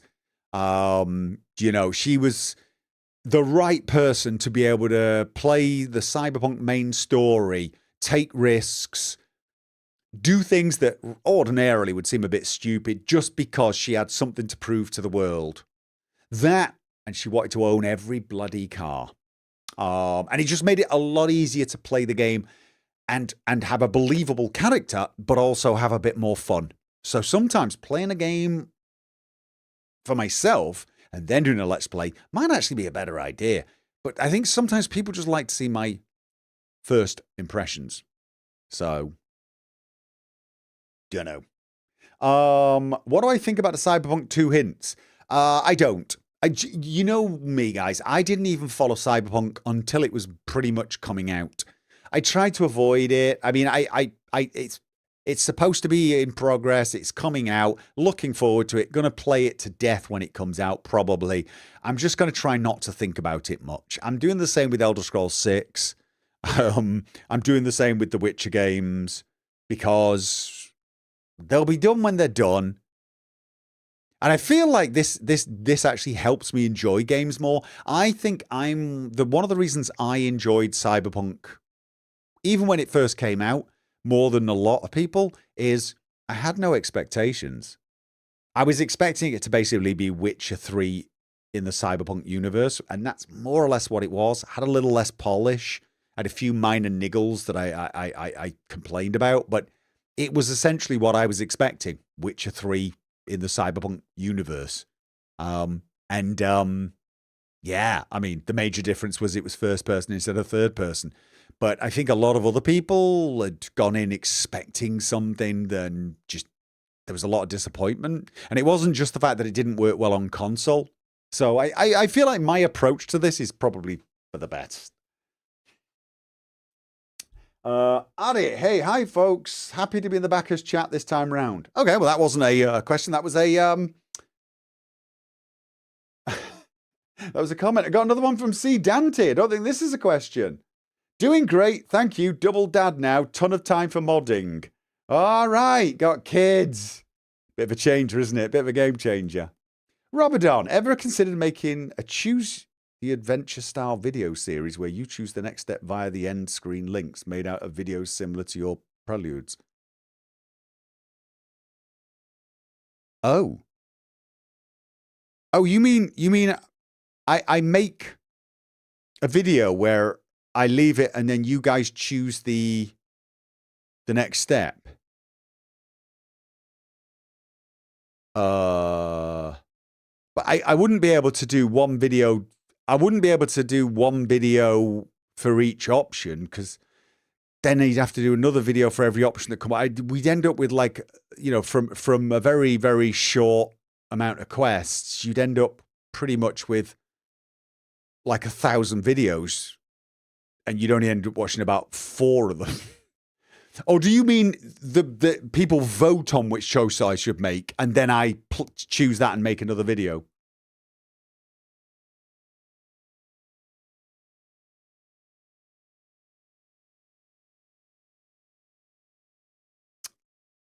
To be fair, I didn't. By the way, if you posted things that weren't questions by accident in the backers chat, don't worry about it. There's no harm in it. So yeah, no, I think that might be a little difficult and could take quite a while. Julian the Flower, if you feel comfortable answering this from your private life, what is your favourite meal, alcohol, or choice of dessert you like? Favourite dessert is tiramisu made by my daughter. There you go. Alcohol or choice? It depends on the mood. I quite like whiskey. Scotch. Oh, well, no, don't get me wrong. Not against bourbon either. Got myself a couple of bottles of Jack Daniels. I've got a Jack Daniels that's a special release or something as well. So yeah. But yes. And obviously, seeing as it's tiramisu and she makes that with cognac. Quite like cognac as well. Like rum. I've got a new favourite rum, and it's not even a real... Well, it is a real rum. It's a Morgan's rum. It's a dark rum, but with coffee flavouring. It's more like a liqueur, though. It's really nice. Dangerously nice. Like, because it's quite sweet. You can kind of drink way too much of it. Here's a question. Sorry if it's been asked before, but it's my time asking this. What's your favourite cheese? Cheddar. Farmhouse cheddar. Extra strong. Make your eyes water. I like a lot of mature. I like mature Edam, things like that. I love Cheshire cheese on sandwiches if it's crumbled with salad. But if I was to just take a cracker and a bit of cheese, give me some good old farmhouse cheddar. What do you think about survival train games starting to become more common? Oh, you mean like Void Train? Yeah, I don't mind, but it's been done. What is the likelihood you'll be continuing with... Oh, that's been out. Yeah, there's a good chance I will continue with Stalker 2 in the near future, I think. Unless something else pops up, I think... I feel like it's got a lot of content. It's got night vision now, I believe. And I'm hoping they've cleaned up some of the rough edges. What I'm going to have to do is go back and watch the last episode I made and just reacquaint myself with where I am. Are you interested in the alleged new Half-Life game that seems possible with the release of Valve's new hardware? It seems possible it will be both flat and VR. Oh, I'm definitely interested. Definitely. I loved Half-Life Alyx. But when people say it seems possible it'll be both flat and VR, what let me just say I'll believe that when I see it. And the reason I say that is I know a lot of people wanted Half-Life Alyx to be also a non-VR game. And that's just not a possibility. If you've played Half-Life Alyx, you know exactly why. The game wouldn't work as a pancake game. It just wouldn't. The whole reason Half-Life Alyx worked was because of VR. For a start, it wouldn't be a long game on... it wasn't a long game in VR, but it would have been like an hour and a half, 2 hours in a pancake game. You move so much slower in VR, but you do so many other things. A lot of the gameplay in VR was the coolest thing ever. It would be so bog basic in Pancake that honestly, because Half-Life Alyx was a tech demo for VR. Same way as Half-Life 2 was a tech demo for the Source engine. I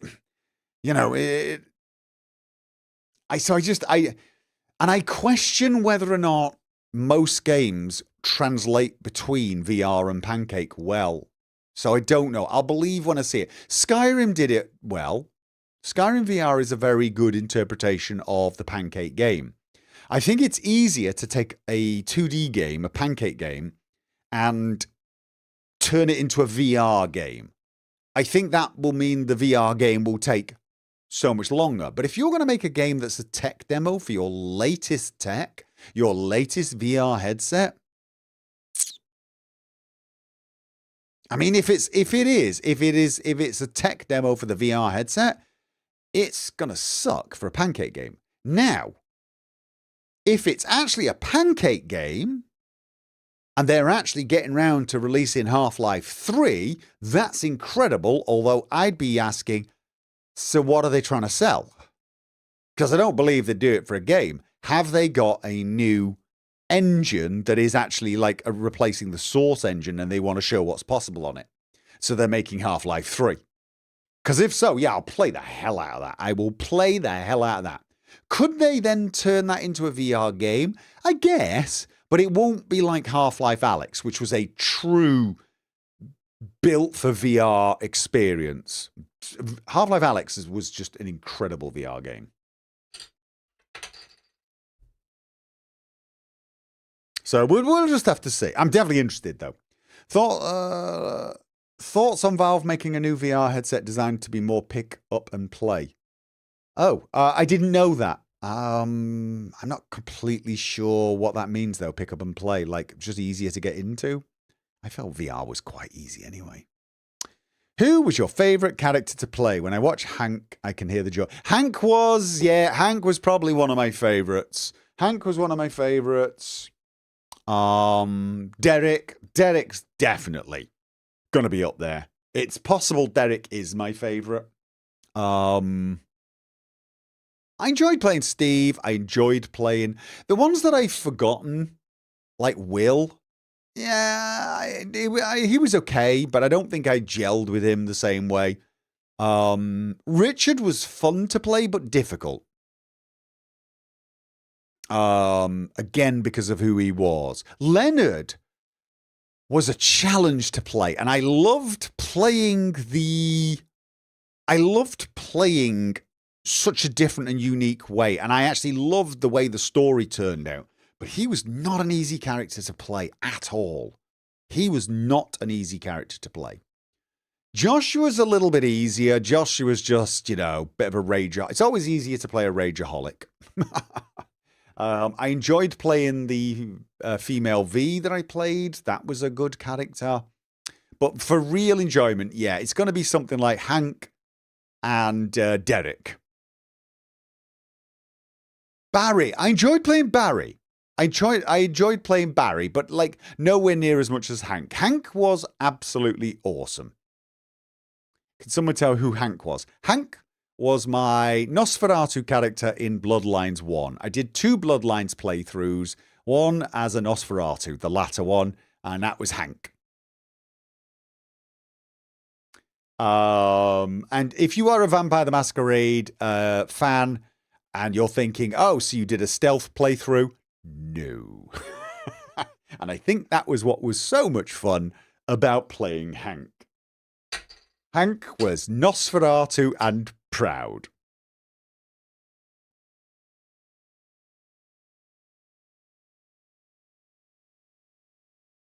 So, yeah. Will you be trying out Wayward Realms in stream if it comes out early access 2026? Very probably. What are your goals for 2026, aka NEET or Forset? Just keep going. Basically, I'm probably going to do. My thoughts are and again, this is probably actually I should be asking what you guys want, right? I think I want to do the Mysteria Ecclesiastica, whatever it is, DLC for KCD 2. It's not spoiling much here. I hope you can continue after finishing the main quest. So I've finished playing KCD 2. I do have the option to go and do the DLC, the Monastery DLC. I think I will do that, but I'm going to wait until January to start playing it. So that I think I will do that. So that means Kingdom Come Deliverance will go on for quite a while.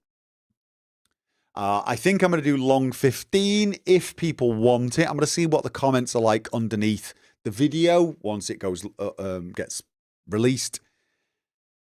And Stalker 2, I think, is the next thing I'm going to start. I say start, continue with. So, yes. Well, maybe this is the time we can ask. Can we see an Avowed playthrough? I'd love it. Outer Worlds 2 playthrough. It's right up your alley. Those two, well, I don't know Avowed. Would Avowed make a good Let's Play? I've heard conflicting reports about it, whether it would make a good Let's Play. Like, it's an okay game. I feel like the reports I read about Outer Worlds 2 were more positive for Let's Play potential. Is the Outer Worlds 2, it looks like I could probably make a fun character. Maybe now there are people who've got some suggestions on how I should approach it. When I played Outer Worlds 1, I just went straight in day one. But now, maybe, I could get some feedback on, people might say, oh yeah, no. Play a crazy science guy like you did with Captain Chaos. Or,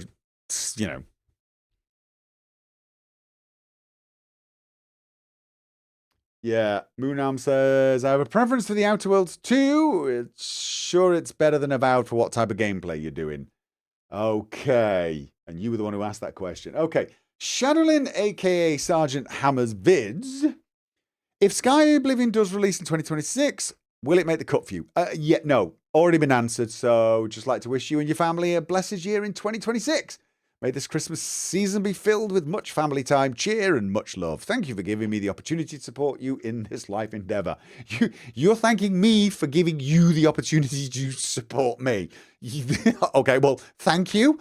Definitely the wrong way round. Thank you for supporting me. There's definitely me that should be the thankful one here. Julian the Flower, I've been watching your vids since 2018, but I realized I don't really know anything about Steve. Is it Steve, your logo? Just for myself, can you point me to where I can watch the Let's Play with him if I can still somewhere? Yes, you have to go all the way back to, was it 2013, 2012? It was my first ever Let's Play. There are playlists for it. Let's Play Skyrim. And you will see the Steve logo. Maybe not actually on the first one, because I think back in those days, did I have the option to even put thumbnails up then? I don't know. I might not even have thumbnails. It was my first ever Let's Play. The logo itself became my channel logo just because somebody watched that Let's Play and they made a mod that adds sigils to your shields. And they made a special logo for a shield that looked like my character Steve. And I basically asked him, can I use that as my channel logo? It's awesome. And he said, yeah, sure. And I did. And that was it. And so Steve kind of almost became my alter ego just by accident. Now, what I will tell you is I was doing far more. I hadn't quite picked up the sort of style I pick up now. I think I did get immersed in the game. I did end up feeling like I was there all the time, reacting to the characters, having a lot of back and forth with Jazago. I believe possibly one of the most well-known sayings from that particular series was, where's Jazago? Because he was forever getting lost. That and Have a Bill. I will let you discover why Have a Bill was a thing. So yeah, you need to go all the way back. There were 3 full chapters. One was the Mages Guild, and that was supposed to be the end of Steve. I was originally doing a very focused Let's Play of certain mods, and I was going to do just the Mages Guild. But people sort of demanded I carry on, so I then did, I think it was the Dragonborn DLC after that, or was that the third one? Not Dragonborn, Dawnguard. I think it was Dawnguard. And then I can't remember. Okay, I can't tell you. I did do 3 chapters, and then I started the 4th chapter, but the save got horribly unstable. And by unstable, I mean there was an entire region of the map close to Falkreath, between Falkreath and Markarth, where the game would simply crash if I went.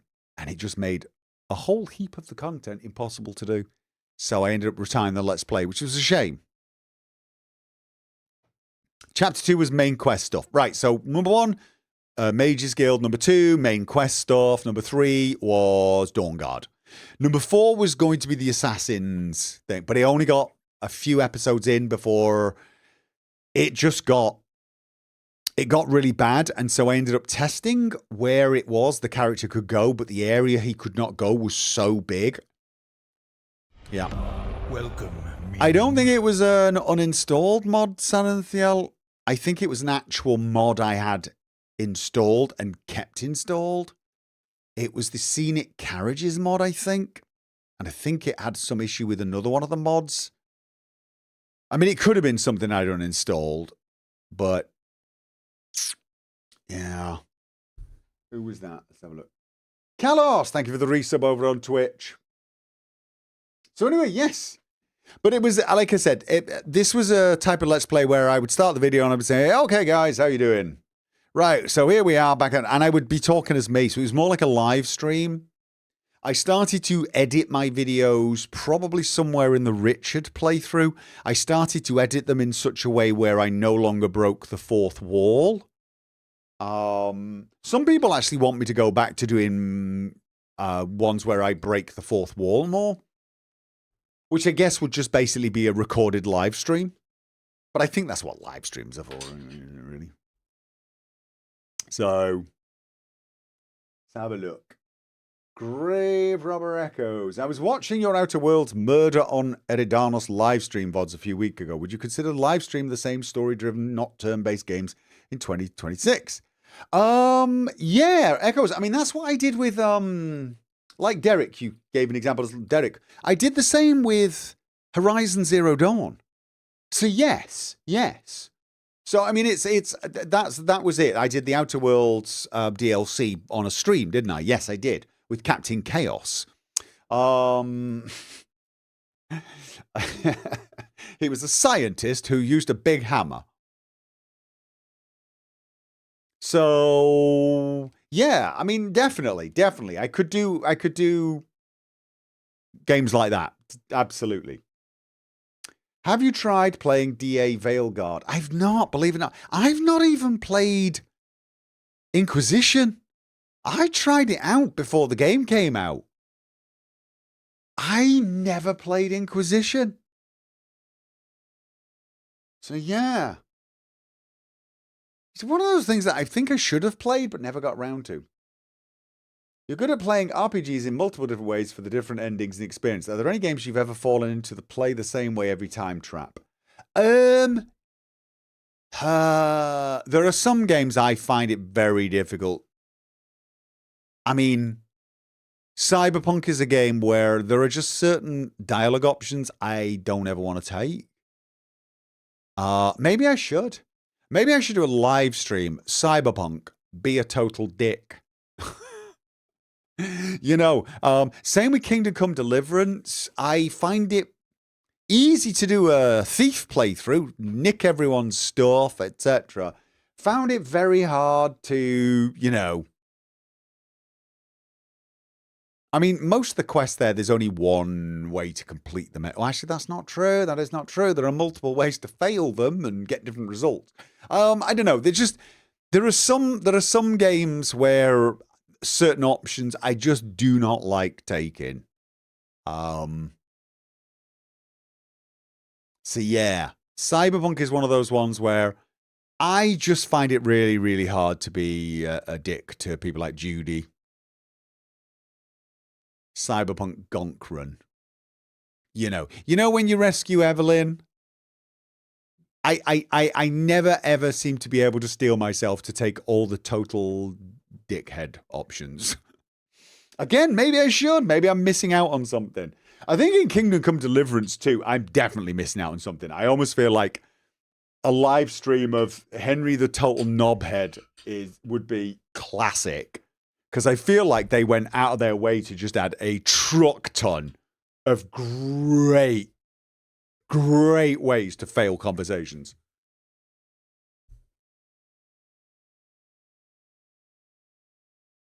You could also play KCD as one of the lads that would throw crap at the house of that dude. I did. That's my canon. I've never played one where I refused. I've never played Kingdom Come Deliverance, and I've played it a few times through, where I refused to throw feces at his house. See, that's what I'm talking about. There are just some games where there are some things where I just find it very hard to do. I've done every single ending in Cyberpunk. Even the ones I absolutely hate, but I was always nice to Judy on them. You know?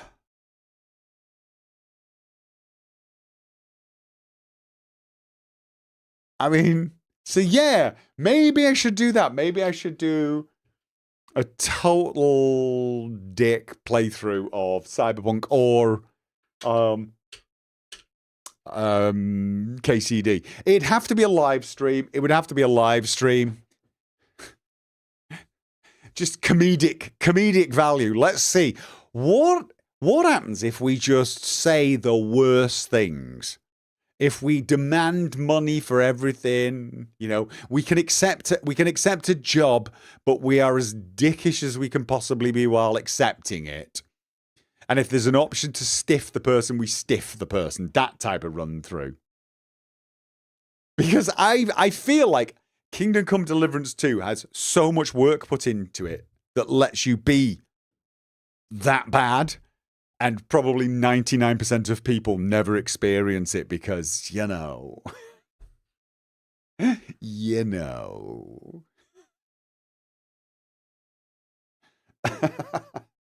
I'll give that some thought. I'll give that some thought. Oh dear. Okay. I was curious. You mentioned at one point doing a Baldur's Gate 3 stream with Quarico. Is that possibly still going to happen? Oh, I don't know, actually. I mean, it's very hard for Quarico to get time. And now that Divinity's been announced, we're probably going to be waiting for that. Okay. There's negative stigma surrounding a future involved AI creating games. What are your thoughts on AI created games? I don't think they're going to be very good. I'm not sure how you feel about it, but with that said, I could see limited applications where it would have application in modding. For example, imagine if Skyrim, a modded follower, had AI intelligence and could basically respond to whatever you say or do in real time. Do you think AI could have a positive impact on the modding community? I think the thing with the AI is in targeted uses. The use you give there, it might add some options and possibilities. But I question whether it would ever make the character feel as genuine, as real, and as just lovable or relatable as Inigo. And it's not just because we know Inigo has 7,000 lines that were recorded by the guy himself. It's because he's put thought into the lines. AI, I think what would happen with AI NPCs is you'll get some good lines and you'll think, oh, that is so cool. But you'll get like 10 really, really annoying ones. I feel like it would be, I don't know. I feel like there would have to be a lot of restrictions so that the AI just ignored you most of the time and then every now and again. But it would have to have some way of evaluating when it had a really good response to you. But then what would it do the rest of the time? Just ignore you? That would feel weird. I don't know. I feel like we're a long way from AI making those characters seem not AI. I mean, that's the thing with Inigo. Inigo felt real to me. He felt real to me. Even when he repeated certain lines. And Inigo has a lot of lines, so he doesn't repeat that much. But you feel like if he'd have just been spouting random stuff, occasionally there'd be something that wouldn't be quite right, and it would just hammer home, oh no, he's just AI. So,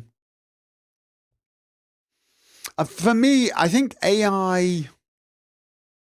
I could imagine a scenario where a mod creator uses an AI tool, and the AI tool, you know, he says, give me 1,000 random things an adventurer might comment on in the Skyrim game and give the answer that this follower would come up with. Maybe AI could do that.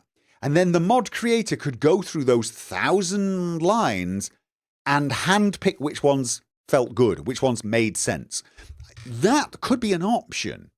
And of course, that would speed up what they could do, and they wouldn't necessarily need an AI, a voice actor for it.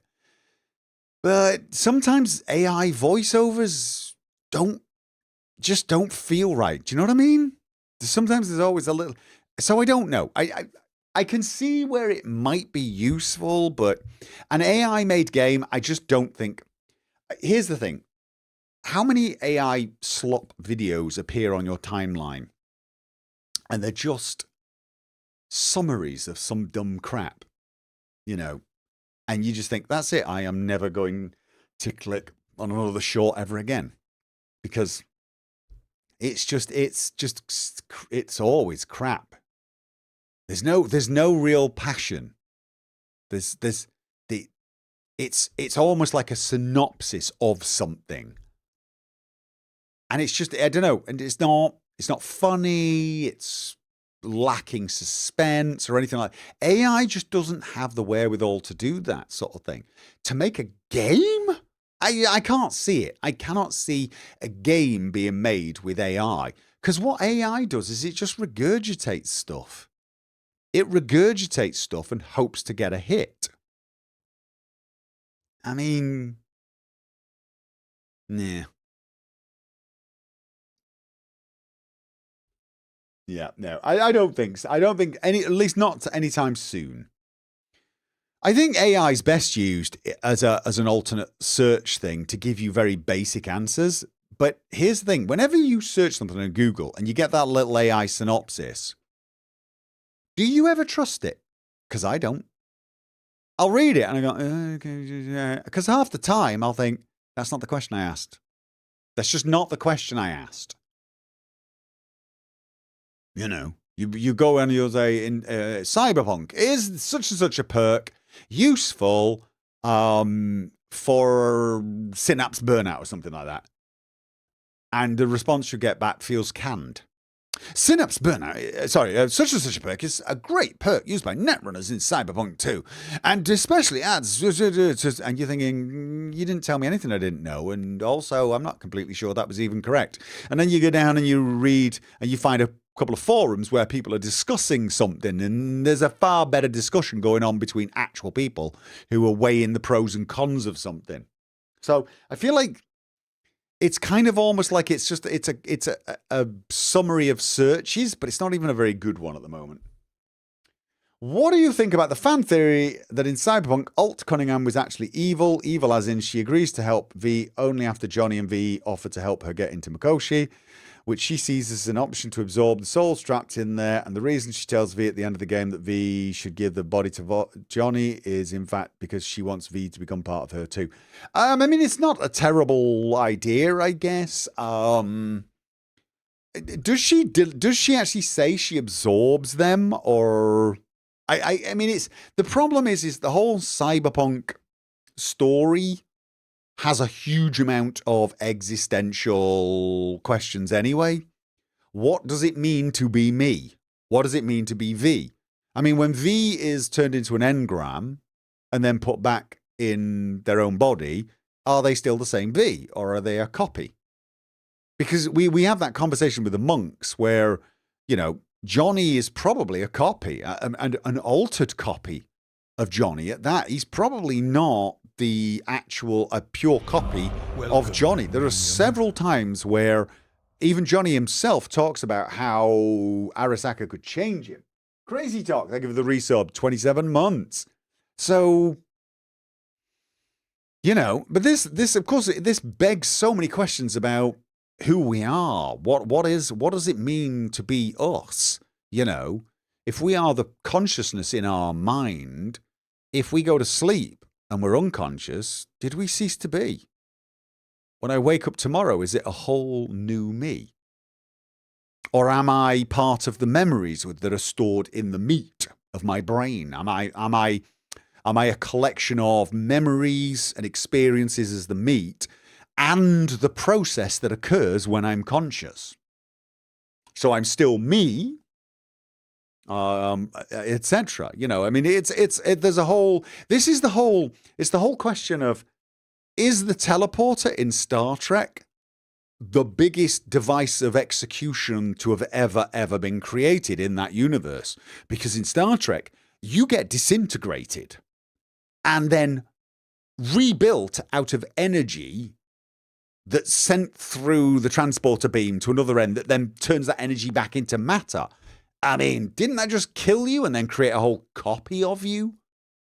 Because to me, that sounds like what it's doing. So, yeah, well, I mean, we know it. We know it has to be that way because Nibbiden says we get the double Riker. Which of those is the original? Well, the original is the one that didn't get teleported. Right? Probably. Or, in fact, wait a minute. Didn't in that case, didn't he he got teleported to where he was supposed to go, but he rematerialized where he came from. So in actual fact, both of them were copies. Both of them were copies of Riker. So, yeah.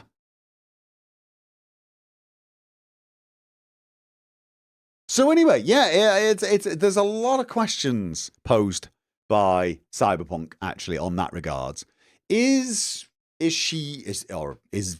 alt evil? I don't know. Not completely sure it even makes sense with AIs. So, okay. Nutty. Joshua. Joshua was my Taylor 2 Wastelands character. Liked power armor, energy weapons, and thumping people. He was not a people person. Smart. Not good with people. Do you plan on playing Ontos, the spiritual successor to Soma? Maybe. Because I didn't know about it. Now I know about it. Maybe.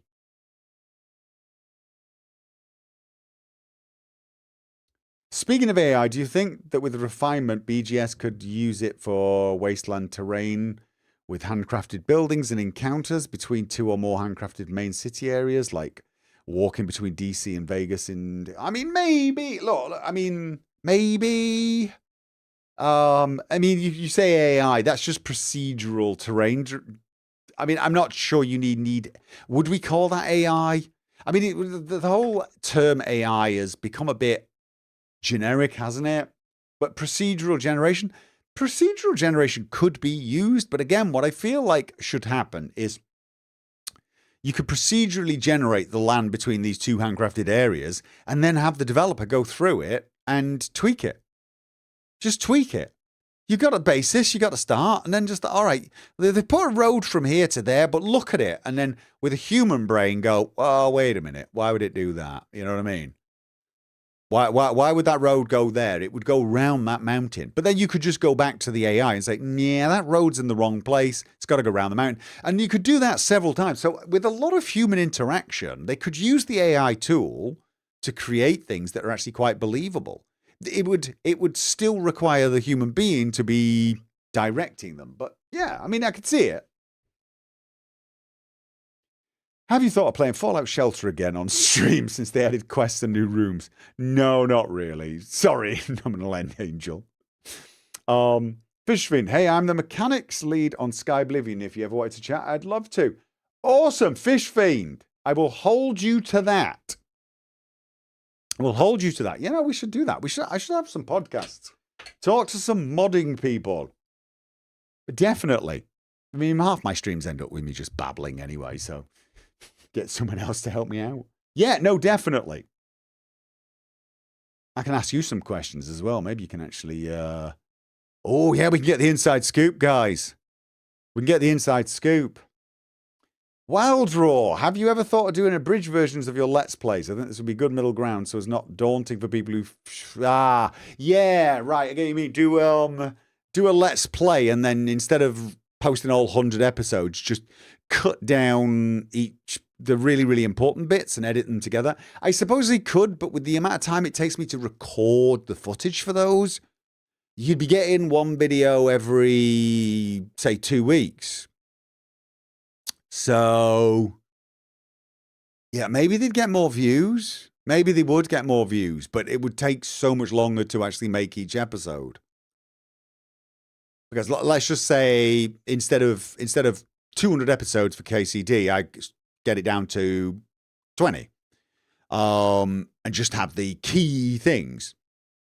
That is essentially you're taking 10 episodes worth of recording and mushing it down. And that's almost 2 weeks worth of videos. And that also requires a huge amount more editing.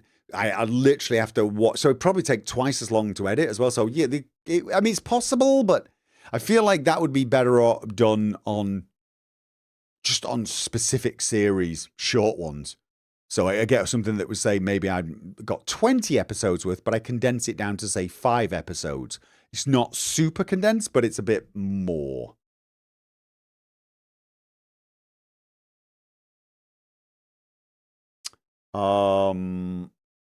Nikki D, do you think you'll make mods for Elder Scrolls 6 when it comes out? I don't think so. And there's a reason for that. It's not that I wouldn't want to make mods. I just feel people will beat me to it now. There are a lot of people who've got some great ideas for mods, but there are also people who will quite willingly rehash old ideas of mods. I mean, in Witcher 3, I started to make an immersive HUD. And very shortly after I released it, someone else released, was it called Friendly HUD? I think it was called Friendly HUD. And it was only about 10 times better than my immersive HUD. So I was like, I just put a note on mine and said, hey, go use this instead. It's better. And that person's very active. Cyberpunk had limited HUD. Brilliant. Didn't need to make it. It's like the mods that I would make, I feel like, you know, I mean, I'm not going to rule it out. But I feel like I'm almost more likely to make a new Vegas mod than I am an Elder Scrolls 6 mod.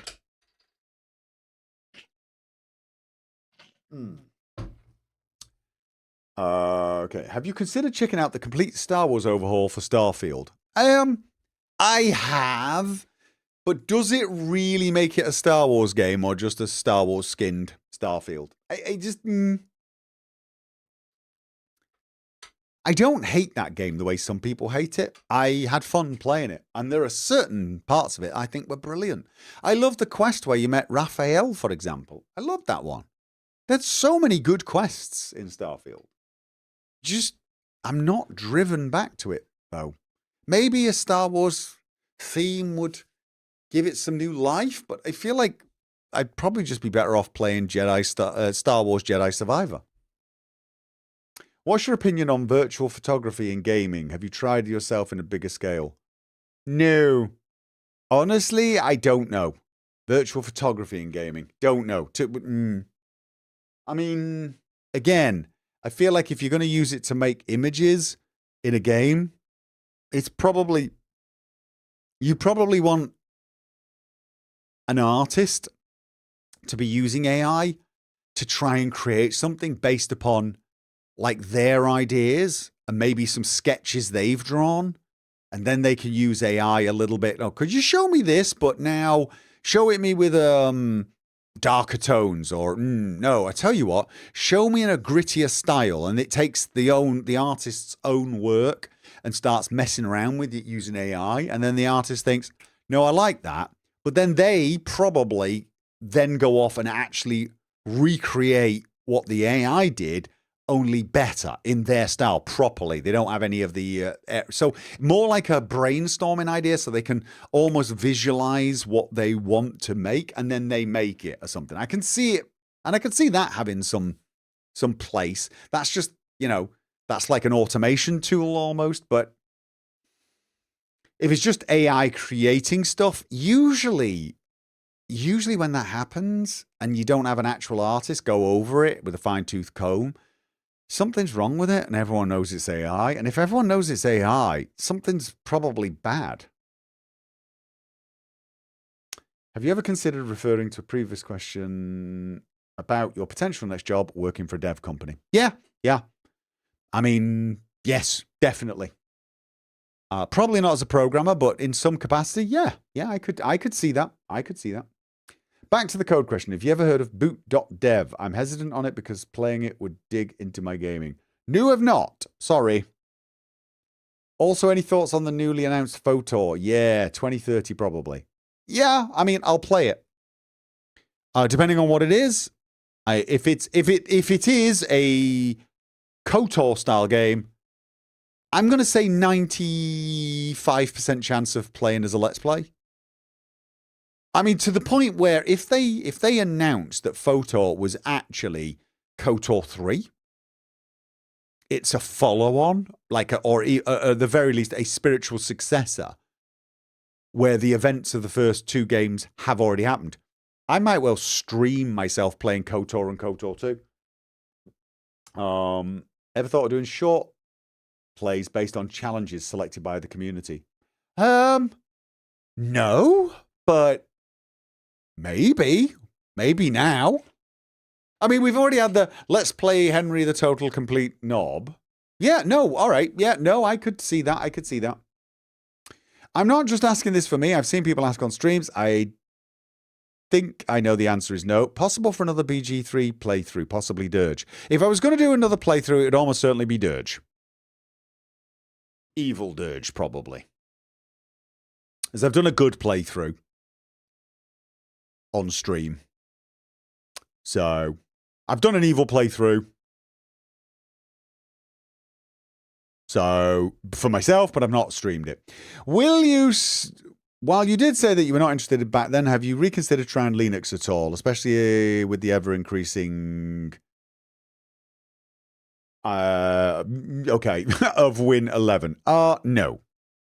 Again, Zerv, it's not that I'm got anything against Linux. It's just... Unless it becomes the norm, when I do things like my tutorials, I'm going to have to do them on Windows. Which means I'm going to have to know the tool and its quirks on Windows.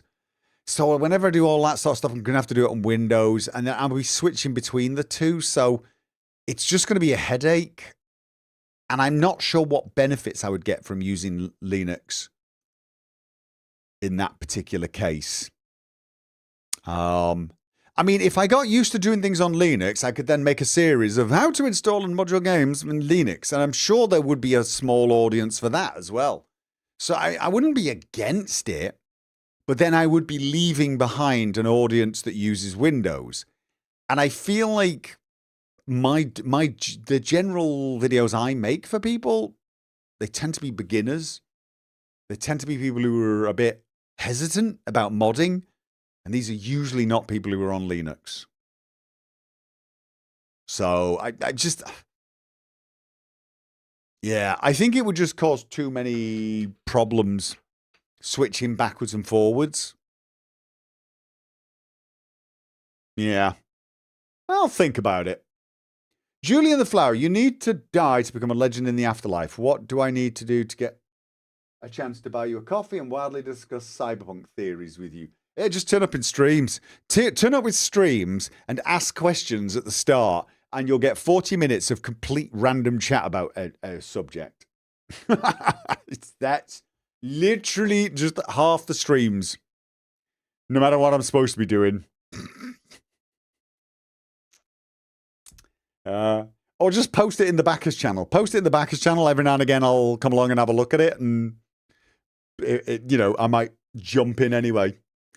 Daily Turn. Hi, Gopher. Merry early holidays. I found your channel back in 2013, watching your New Vegas playthrough with Jack. I've since watched Soma, Fallout 4, TTW, Mass Effect series, and many Amnesia games. The Forest, Outlast, and the list goes on. I suppose what I'm asking out of the many playthroughs of the many games you've played, what one would you say was your favourite to make? Like the most fun you had making. Okay, Let's Plays. Most fun make... I see... it depends what we mean by most fun making. Because again, like, I really enjoyed crafting the story for Leonard. That was a complete challenge. But I wouldn't call it fun. Hank, on the other hand, my Vampire the Masquerade's playthrough of the Nosferatu, that was so much fun. There's something very freeing about a character like Hank. All right? And Derek. My Skyrim VR character. There's something very freeing about playing someone with an absolutely universe-sized ego, self-confidence, and total willingness to just do the utterly absurd. There's something freeing about that, and it's just a ton of fun. Really is. Live streams. Well, actually, my Skyrim live streams. But I also enjoyed my XCOM live streams where I have my viewers involved. I enjoyed my Darkest Dungeon one as well, but I think I enjoyed XCOM because there was more dress up. And I think more chance of dying. Also, we didn't have to agonize over loot all the time. Ari, I have a theory that at this point, BGS will aim to release Elder Scrolls 6 on the 20th anniversary of Skyrim. Do you think there's a chance of us seeing it before then? I think there's a chance of us seeing it before then, but I will not rule out your suggestion. I honestly, 11th of the 11th of 31. Yeah. Although I would have thought they'd probably try something more, I don't know, 13th of the 3rd. Oh no, it's got to be American. It's got to be American, hasn't it? I don't know. I'm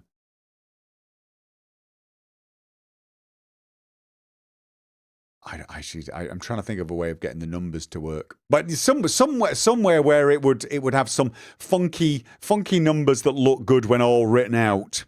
Yeah, it's a shame. It's a shame American has their own date system. But yeah, I could see it. I could see it on the 20th anniversary. Moonrover says 31st of the 3rd of 31. Yeah, but America doesn't do that. They have month first. They have month first. So, yeah, it's a little harder. We'd have to have something like 3rd month. 13th. 1/31/31. Oh, that 31st of 30 days, that's September, April, June, and November. 31st of January. Oh, yeah, no, that would work. That would work, Moonrover. 31st of January. But it wouldn't be quite the 20th anniversary. But absolutely, I could see them doing it on the 20th anniversary just for the lols. Yeah. Do I think there's a chance of us seeing it before then? I do. I'm on record as saying I feel 2028's the earliest. But I really don't think we're going to see it before 2030. I mean, a lot of that's based upon a bunch of assumptions. I'm still assuming they're working on Starfield. Something is going on for Starfield. They haven't done all the DLC they should be doing. They've been really dark on Starfield. People are talking about, is there going to be a Starfield 2.0? Are they going to do a Cyberpunk on us and just overhaul everything? I don't know. My point is I don't feel like they are full steam ahead on Elder Scrolls 6 yet. So the idea that it's going to come out in 2026, unless they've doubled the size of their team and they've just had this team working in such secret, which is possible. It's absolutely possible. I'm not saying this is impossible, but this is what it would require. I can't see it coming out before 2028, and I just feel like 2030 is more likely. I mean, we've only really got 4 years now. I mean,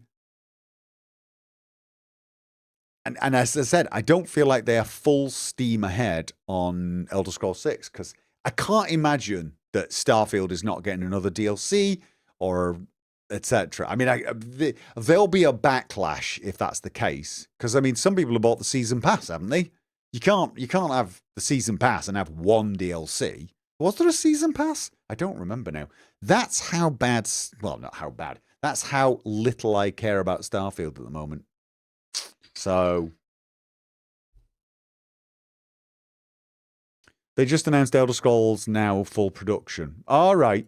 Then maybe they have finished with Starfield. They're full production. I'm still thinking 2028, though. Again, unless they've been in full production since like 2022, 2023.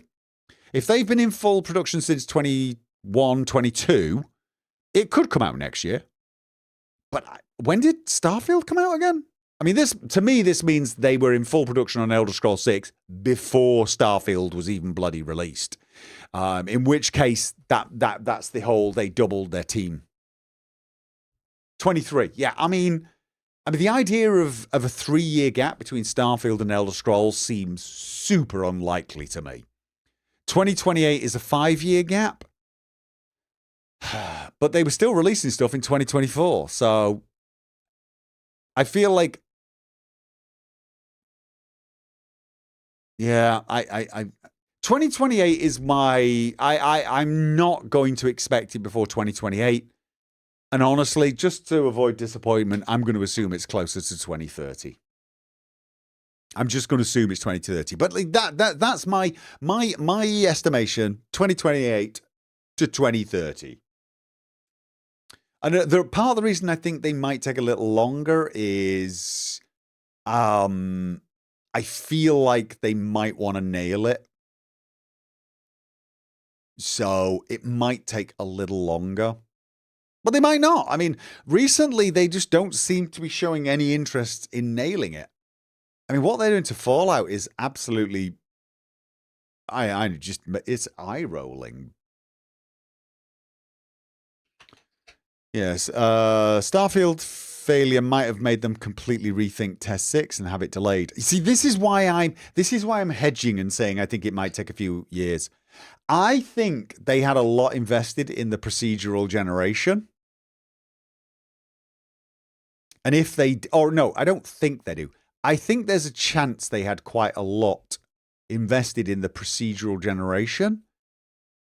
And if they did, they are probably having a bit of a rethink and perhaps changing the scale of the game, or I don't. So it's a possibility. This is why I hedge and say it might be later, because they may have made a bunch of assumptions about what would be popular, and are now going, okay, let's not do that. You know what I mean? So, Nibbanin, you keep doing European date format. 2802-2028, that's European date format. You've got to get it in American date format. If you want it to mean something, you got to make it in American date format. Month, day, year. Yes. Doesn't make sense, but that's what they use. Okay, let's have a look. Have you heard of abiotic factor? No. Or maybe. It rings a bell, but no. Maybe a cool stream game. I will try and check it out. How often have you had to fix problems like the magical chest turning up for Leonard too early? Oh, multiple times. Oh, no, there are multiple times. And it's not just problems like that. It could be problems like I'll be in the middle of a really important quest moment, and a lorry will turn up outside and start beeping, or some Windows pop-up will come and completely ruin the moment. And then I have to just go back, load an earlier save, rush through, get to the same point, and then try to merge it in and make it look seamless. Little things like that. There are times when, games glitch out. But if you mean specifically where the story didn't go in the direction I wanted it to go in, a few times probably with Leonard, where I'd say, all right, we'll go off and we'll do this quest, and then I'd get 3 or 4 hours down that quest line and just think, this is not working. This is just not working. But it wasn't as difficult, because what I would just do is I'd reload 3 or 4 hours earlier and then make a totally different decision, and then go with that instead, because it didn't happen too often, but sometimes you'd just be doing something and you'd think, all right, this just doesn't feel right. It feels generic, or you know what I mean? I'm not feeling it's adding anything. So it sometimes happen, but that's usually on playthroughs where I know the game fairly well. And what I've done is I've made a decision based upon what I remember of the game or what I thought would happen. But then when it happens, it just doesn't quite work. Sometimes I incorporate that into the story, though. I mean, the classic example is Leonard rejecting the Dawn Guard offer of becoming a vampire. Because that was my original plan. My original plan was let Leonard become a vampire. But my brain had misremembered the order in which everything unfolded. I'd also completely forgotten the fact that that castle was a blood-soaked hellhole. So when I got there, Leonard's reaction was not the reaction that I'd planned for him. Which I know sounds psychotic, because I was playing Leonard. So yeah, it's happened a few times. Okay, FK has posted my first Let's Play. Oh, did it have thumbnails? Or was that the first episode, 16, that had thumbnails? I don't know. There you go. She's posted the Steve Warlock in the Backers channel. Any chance of Barry's Far Harbor adventure? I just think it would be hilarious. Oh, I don't think so. But yeah, Barry in Far Harbor could have been funny. I don't think so. I think if I go back to Fallout 4, I'm going to be, I don't know if I ever will, to be honest. I will pay visits there for the charity events, but it would take something major. Okay, time for a non-serious question. Would you ever do a special stream to have your character celebrate their birthday? Follow-up non-serious question. What is Leonard's favourite colour? Leonard's favourite colour is whatever colour makes him look best.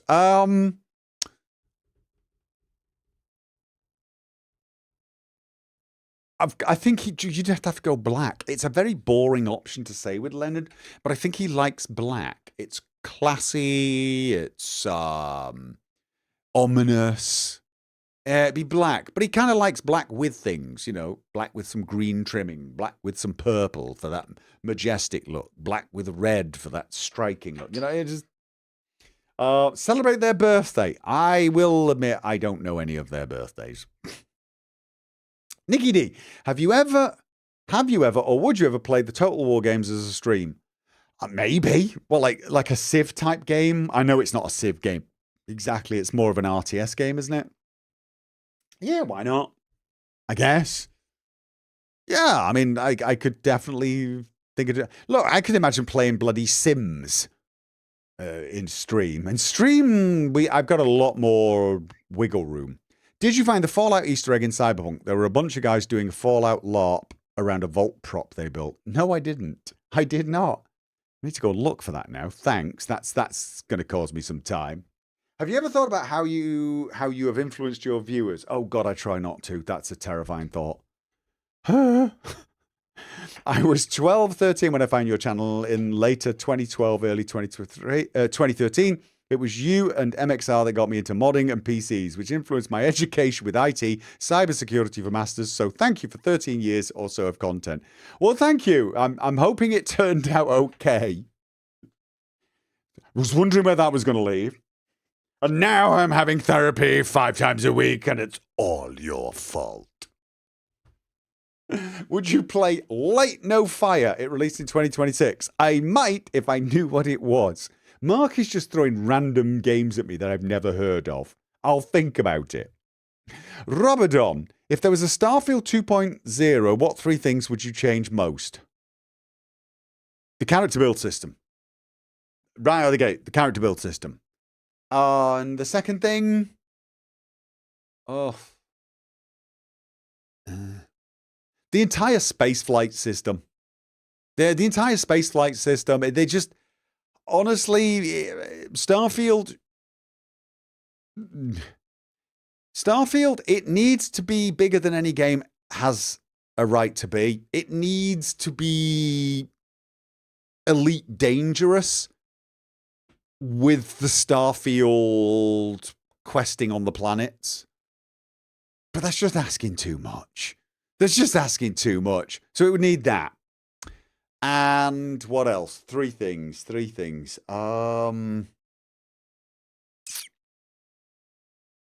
Actually don't know.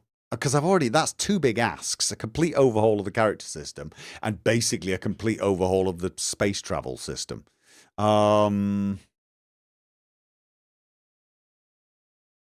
Yeah, I don't know. Because other than that, the game's not that bad. What do you personally think about Game Awards 2025 results? I think I should probably know what they are. Which probably answers the question, kind of, as well.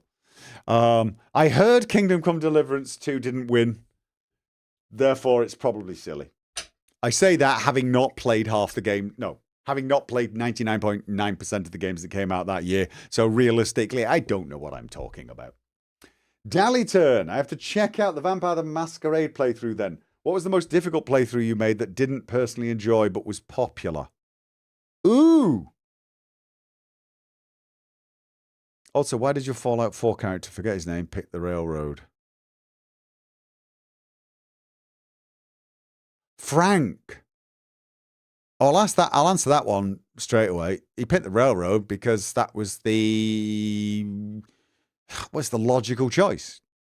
The Minutemen really weren't equipped to fight the Institute, and they really didn't exist to fight the Institute either. They existed to try and bring law, order, justice to the settlements.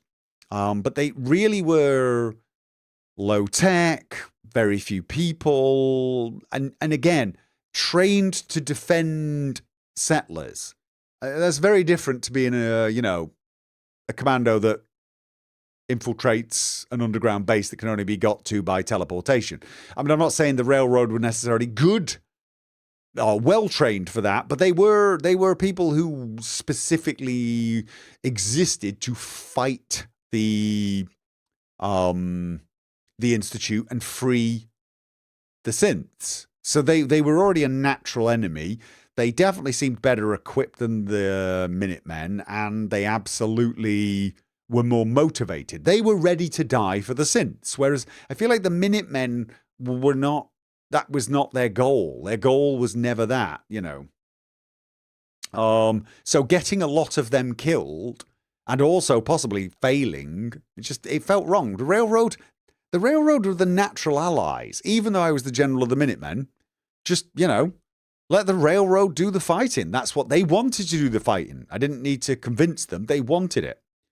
Didn't do it with the Brotherhood because obviously the Brotherhood, well, didn't necessarily agree with their outlook on a lot of things. So it's basically that. What was the other one then? What was the most difficult playthrough? The one that you really personally, I didn't enjoy but was popular. I don't think there were any that I didn't enjoy but that were popular. Because I think if I'm not enjoying it, they're not going to be popular. If I don't enjoy something, you are probably not going to enjoy me watching me play. I think. Have you ever played Alan Wake 2? Have you thought of making a Let's Play? I've not, and no, I will not make a Let's Play. Those are the developers that very specifically demanded that people do not monetize their playthroughs of Alan Wake.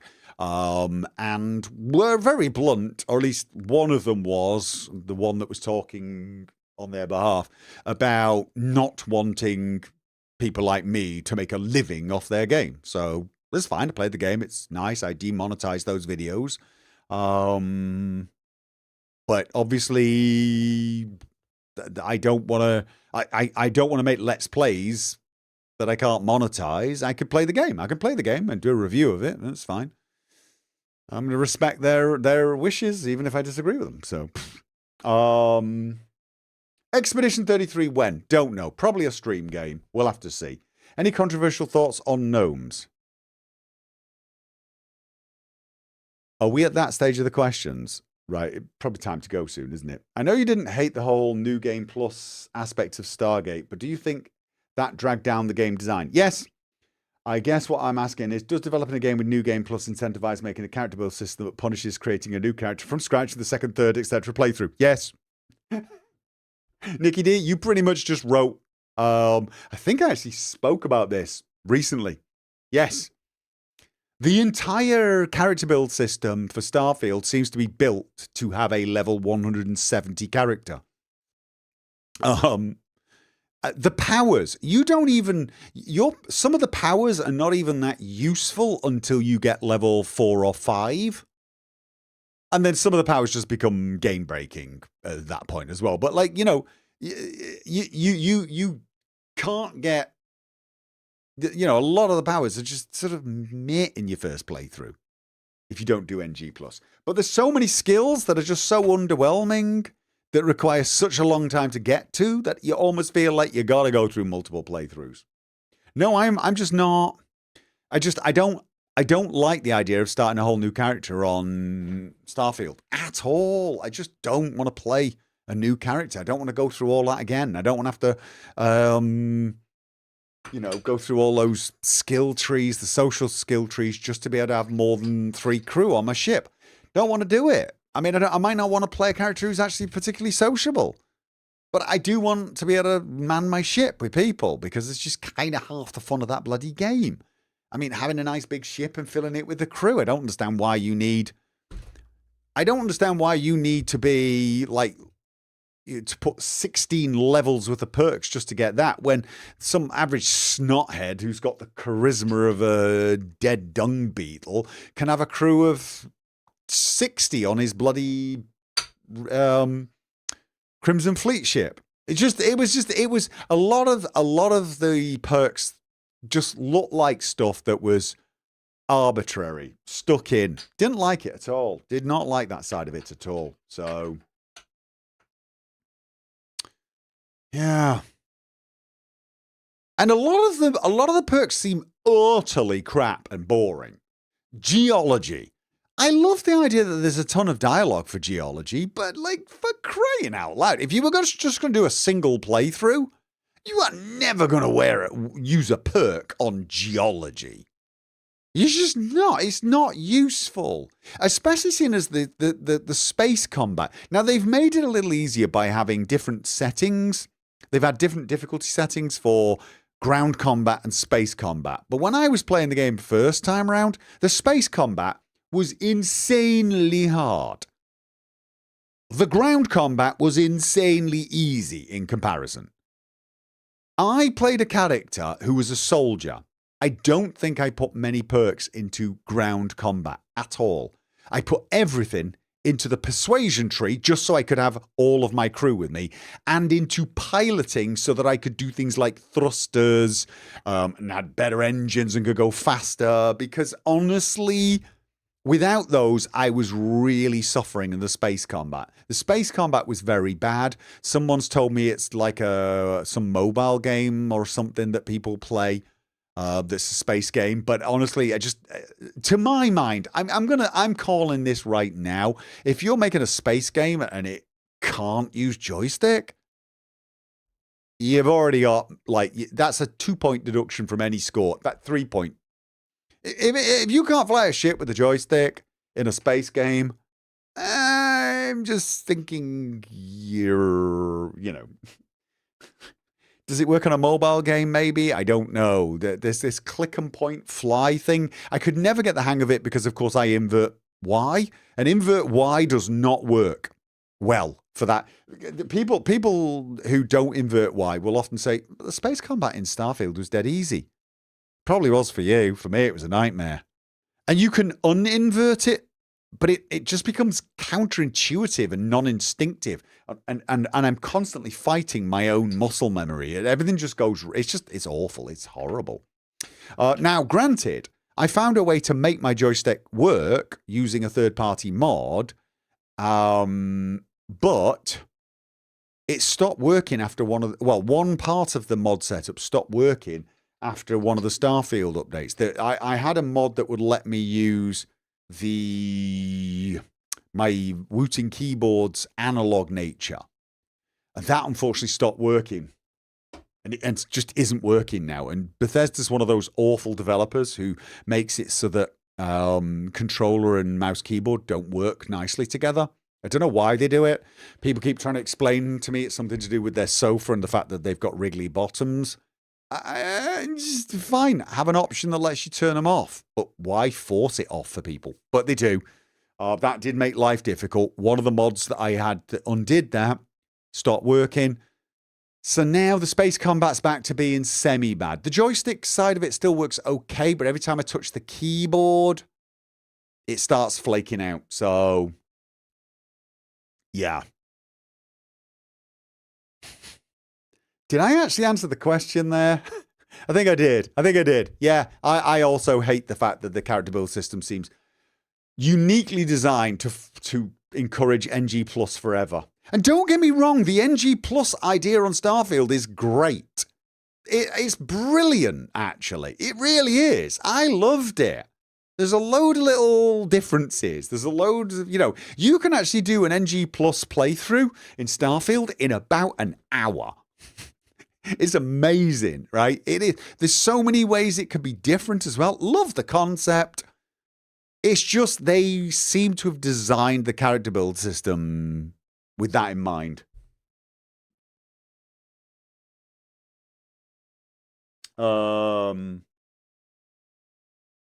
Okay. Have you ever played tabletop RPGs? Yes. Played RPGs for years, including Dungeons and Dragons, but we're talking second edition and first edition. Cyberpunk. I didn't actually play pure Cyberpunk, but we used the Cyberpunk rule set alongside a series called, oh my god, Space Master. Yeah. Do you have favorite quests from Cyberpunk that you really enjoyed playing? Yes. I loved the Perala's quest line. That was brilliant. That was absolutely brilliant. There's so many of them where I just love the set pieces. I loved Riders in the Storm, but I mostly loved it for the music and the atmosphere when you're riding out the storm in that little hut. I loved a lot of the Judy romance bit. Loved that. I really, really enjoyed a lot of the Silverhand quests as well. Where he breaks into Kerry's house. There's just so many of them. I loved the quests in that game. Loved them. I'm looking forward to more KCD2 and more Stalker. What's the prognosis on where Grounded 2 is going? What insects do you think will be flying one? If they make flying ones, it's probably going to be B, surely. I feel like B is the obvious one. If. Gopher, did you see Tainted Grail, The Fall of Avalon got DLC? I did. Is it out yet? I should probably try that. I'm just wondering whether I should do a whole new character or not. Yeah, I quite like that game. The set of characters of F4 make new characters hard to design. But I could see you doing a British spy who replaced Nate, but isn't sure Sean is his. I mean, you can make new characters in Fallout 4. I find Fallout 4 a little, it railroaded. But again, I don't think the Fallout 4 character build system is particularly good. It's not as bad as Starfield, though. There are still possible builds, but I do find it somewhat samey. I actually think Fallout London did a better job. But a lot of that isn't the character build system. It's the way the game's balanced.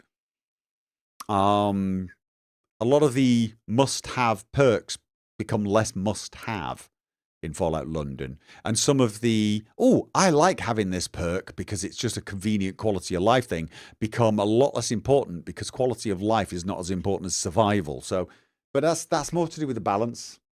How many ladies has Henry slept with by now? Lots. Now that you took Game Pass again, any thoughts to recheck Atomfall? Maybe. Alongside all the others. I've been asking questions about games that might interest you. Have you heard of Swordhaven Iron Conspiracy? It's an isometric that might suit a Let's Play. No, I've not. And honestly, I'm getting tired, guys. I've been at this for almost 3 hours. It's supposed to be an hour. My eyes are getting... I told you I had a stressful weekend. I can't think of that game. I'll have to check it out. If you believe Frank would naturally pick the Railroad, what character do you feel would pick the Institute, Brotherhood, Minuteman?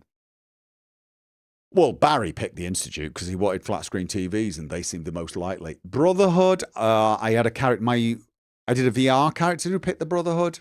I originally wanted to play him a little more fascistic, a little more racist. I feel you need to be somewhat overly judgmental to join the Brotherhood. At the very least, you need to you need to be willing, you need to see synths as not real, and you need to be willing to slaughter, certain sections of people that you might not want to slaughter. So it's I think it requires a certain ideology. And for the Minutemen, you could play the Minutemen ending, but I feel like it helps if you don't like the Railroad or don't trust them. So you'd have to probably come up with some sort of thing. Maybe you play a character who doesn't like synths, but also doesn't like the Brotherhood's, jackbooted style, that type of thing. Will you play D&D, Call of Cthulhu with chat backers someday? Oh, good grief. Don't know. That's maybe, but what books and movie genres are your preference? I like reading history books, but if you're talking fiction, fantasy, sci-fi tends to be my preference. Like a lot of old school sci-fi stuff. I'm curious if you would eventually try Black Frost when it comes out, the sequel to the survival game The Long Dark. I've never even played Long Dark. I own it. I mean, I would consider playing it, but again, we're now at the stage where you're throwing 1,000 games at me that I've not heard of, and we're still not totally sure when we get times for some of the other games I've already got planned. I mean, you're talking about games that probably will be stream games. Maybe it's a good one with Che. Are you looking forward to celebrating Christmas? I'm sort of looking forward to just collapsing. Nibbenin, have you read the last question? Thank you, Nibbenin. Yes. FK, Gopher's bedtime. Yes. When do you open Christmas presents? Asked Thomas CT the Norwegian. Christmas Eve, Norwegian style, or Christmas Day? Depends where we are. If we're in Norway, we do as Norwegians do. And have you read the Lord of the Rings books? Yes. I read Lord of the Rings for the first time when I was, I believe, 12. I got a special edition copy of it with paper that's ridiculously thin. It's almost see-through. So, and yes, I read Silmarillion, and I read several of the uber nerdy books. Welcome, minion. What's your staple buys in supermarkets that you wouldn't find outside Britain? I don't live in Britain anymore, so I just couldn't answer that one. Sorry. Can't answer that one, guys. And honestly, I'm just going to get out of it. Did somebody, where did we just get? We got Null Gravitas gifting 10 subs over on Twitch. Thank you very much. Oh, I've crashed, guys. Crazy Tot resub for 127 months. I think I missed that one. I'm crashing, guys. You can probably hear it. I told you it might happen. I'm actually crashing. Oh my God. I thought we'd do this for an hour and a half, 2 hours. Oh my God. Guys, we probably should do this a little more often. What do you think? Maybe we should do this multiple times a year with you backers. So that I can field more questions, or, well, less questions, but more often. I'm thinking, why don't we have a spring one? Or something, Valentine's Day. But you know what I mean? Just something. Let's at least twice a year, but why not 4 times a year? Let's do this more often so that you can ask the questions. And then I can go away and maybe next time answer some of the ones you did ask about games that I've never heard of. Little and often would probably be less taxing. Very, very, very true indeed. Congrats on remembering to post on Patreon. Thank you, FK. Were you impressed by that? I should have also posted the announcement on Patreon. I am the worst streamer, content creator to have ever lived. But I got there eventually. All right, ladies and gents, I don't think I'm going to stream again. No, I don't think so. We're... Christmas in middle of Thursdays. No, we're not. We're not going to be streaming again for.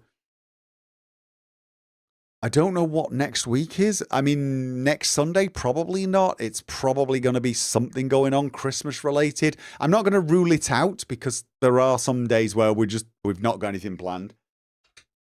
It's possibly going to be January before we see each other again. Will you miss me?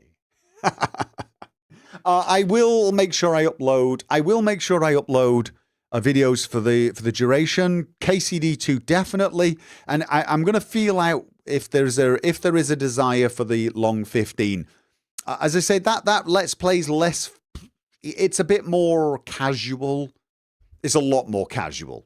It's definitely a lot more casual, a lot less intense. I was trying to play a more calm character, but I dropped the difficulty, and it was more about experiencing the quests of that mod, the voice acting, the dialogue, that sort of thing. It was more about gauging that without spending too much time in firefights. Yeah.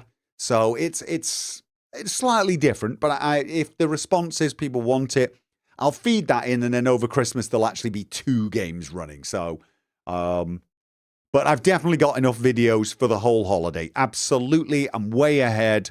And I've even got videos for January by the looks of things. Well, I've got the recordings done. So, yes. Other than that, again, I want to reiterate, thank you very much to all of the patrons on Patreon, all of the subscribers on Twitch, and all of the members on YouTube. Your support, your financial support, makes this possible. I could not do this without you guys. It would not be an option. So thank you very much, bottom of my heart. I do appreciate it, because I might complain every now and again about the noise going on here and so on and so forth, or some developer doing something. It's still the fact that I love doing this. So thank you very much for making this possible. I will see you guys in the new year. Who's that? Svartfrost cheering for 500 bits. God jul to you too. I'm assuming you are Scandinavian, probably Norwegian with the spelling. Thank you very much. Thank you to everyone else as well. Thank you for being here and just joining in. I do appreciate it. I will see you guys in January. Last thing to say, Merry Christmas, Happy New Year.